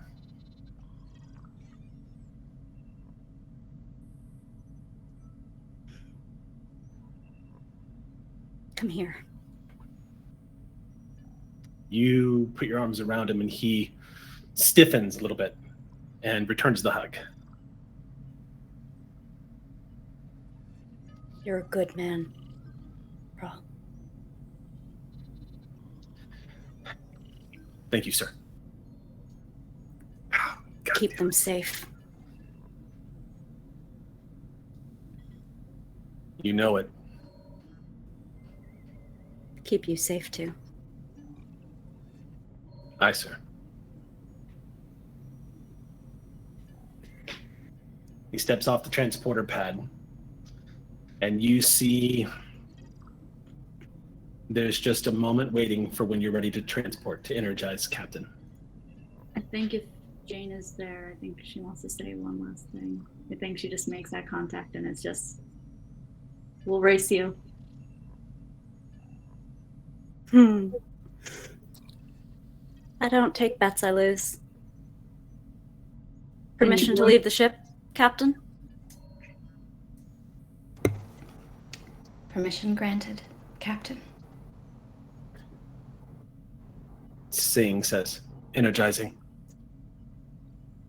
An ambient blue glow surrounds Captain Azari's soul.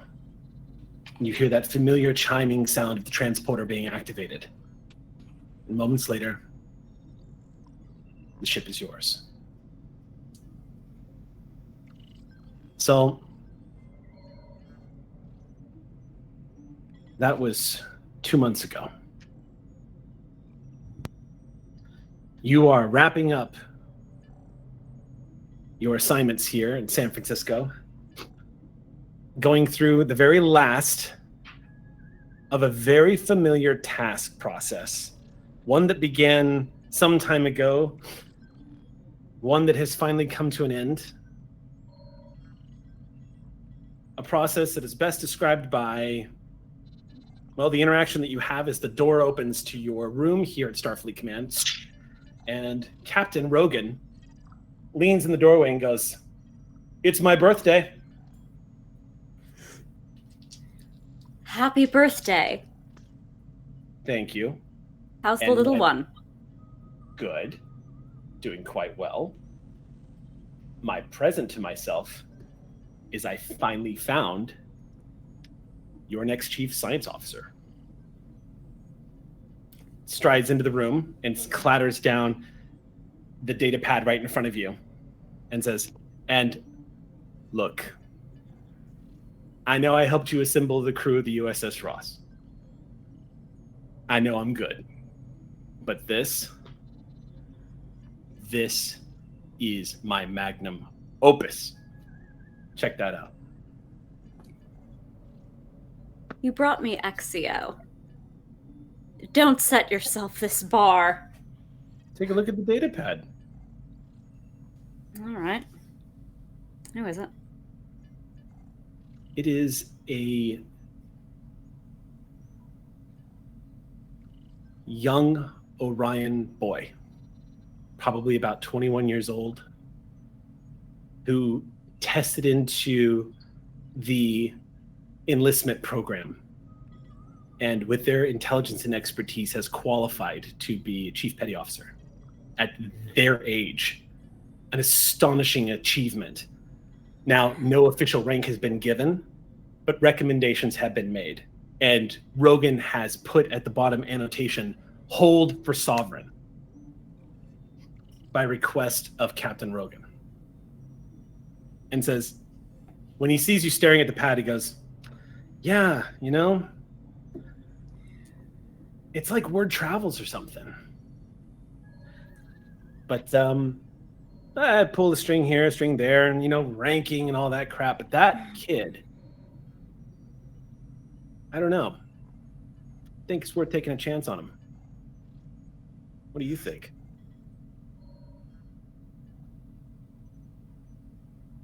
I think he deserves the best. Ross needs a science officer.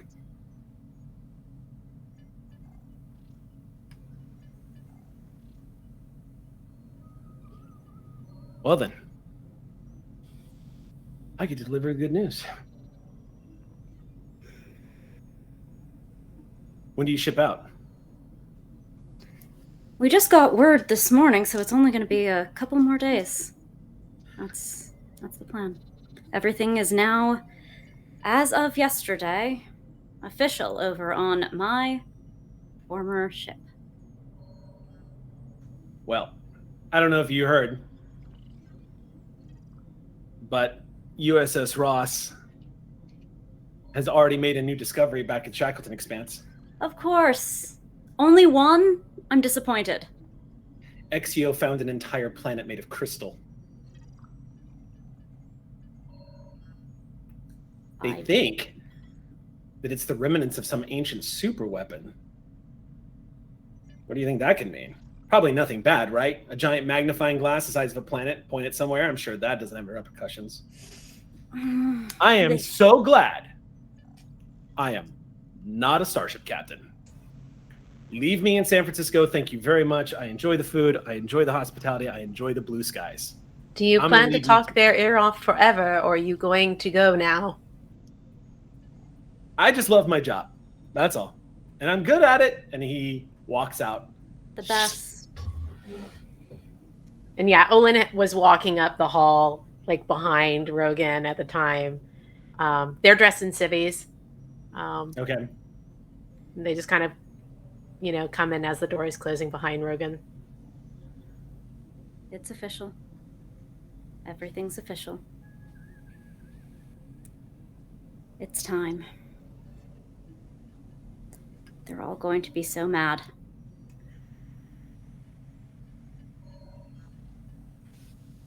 I Is take that- the first pip off of my collar and put it on the desk. Okay. So are you going to be coming with me? Second. I have no assignment. I had an extra berth booked for you just in case. The plan is to go visit Taraz first. Oh, I didn't get the chance to meet him. I still haven't. He's not worth it. Don't be charmed. He's terrible. And we're going to be running. Well, not technically running. Technically, I'm retiring. I'm doing everything by the book, other than leaving a flagship of Starfleet in the lurch. I'm sure they have a wealth of captains to choose from. None so good as you, but a wealth nonetheless. Oh, certainly one better, but she's busy. She is that. The cat is going to have words to say when she finds out about this. At worst, I might inspire her. So, you set that last pip down right next to a data pad that has a waiting letter of resignation ready to transmit. Yeah. Your duffel bag by the door. Your Starfleet communicator sitting on your desk. I believe you promised me an adventure once. Let's go to space. Comm badge down. I take their hand. Snatching up the duffel bag, you step out. And the two of you exit out of Starfleet under a blue Earth sky. The Sovereign won't be getting a Captain Azuri Sol. But as you glance up, heading towards the spaceports, you know that just beyond that great big blue sky, out there in the dark, the USS Ross under the command of Exio, Captain, is exploring brave new worlds and boldly going where no one has gone before. I will say, can we cut to just Exio receiving Captain Rogan's resumes and notes the reserved for Sovereign?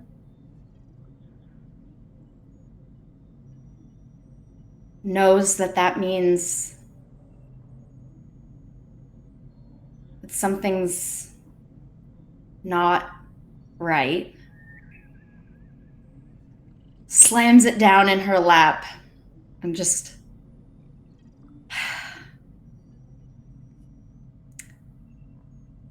It's always got to be a surprise with you, didn't it? She looks forward and just says, go live your life, Azuri Sol.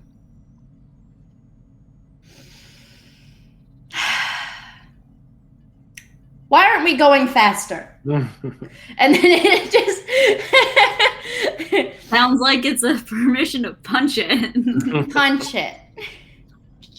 That's your captain phrase. Why aren't Just we going punch faster? it. Oh, that too.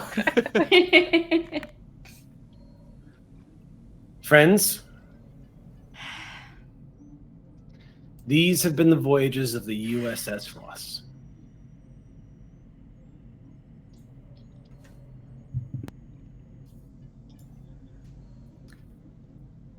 Long may she fly. Clear. Thank you all so much for this campaign. Thank you so much for this game. Thank you everyone at home who has gone on this journey with us from start to finish. We have more to come. There are so many more adventures that Streampunks plan on having. There's more characters out there to explore, more things to see, more stories to tell. But this has been absolutely fantastic, and couldn't have done it without you, Ox Crew. Thank you so much for making this possible. Thank you, Jake. Thank you so much for giving us a home and letting the Streampunks come and play Clear Skies here on Monday nights. You all can look forward to seeing more Streampunks productions here on QueueTimes in the future, and stay tuned for announcements that are coming down the pipe from the Patreon. With that, however, it is time to bid us a very good night. Thank you for joining us again on this, our last Star Trek adventure together. Hailing frequencies are closed.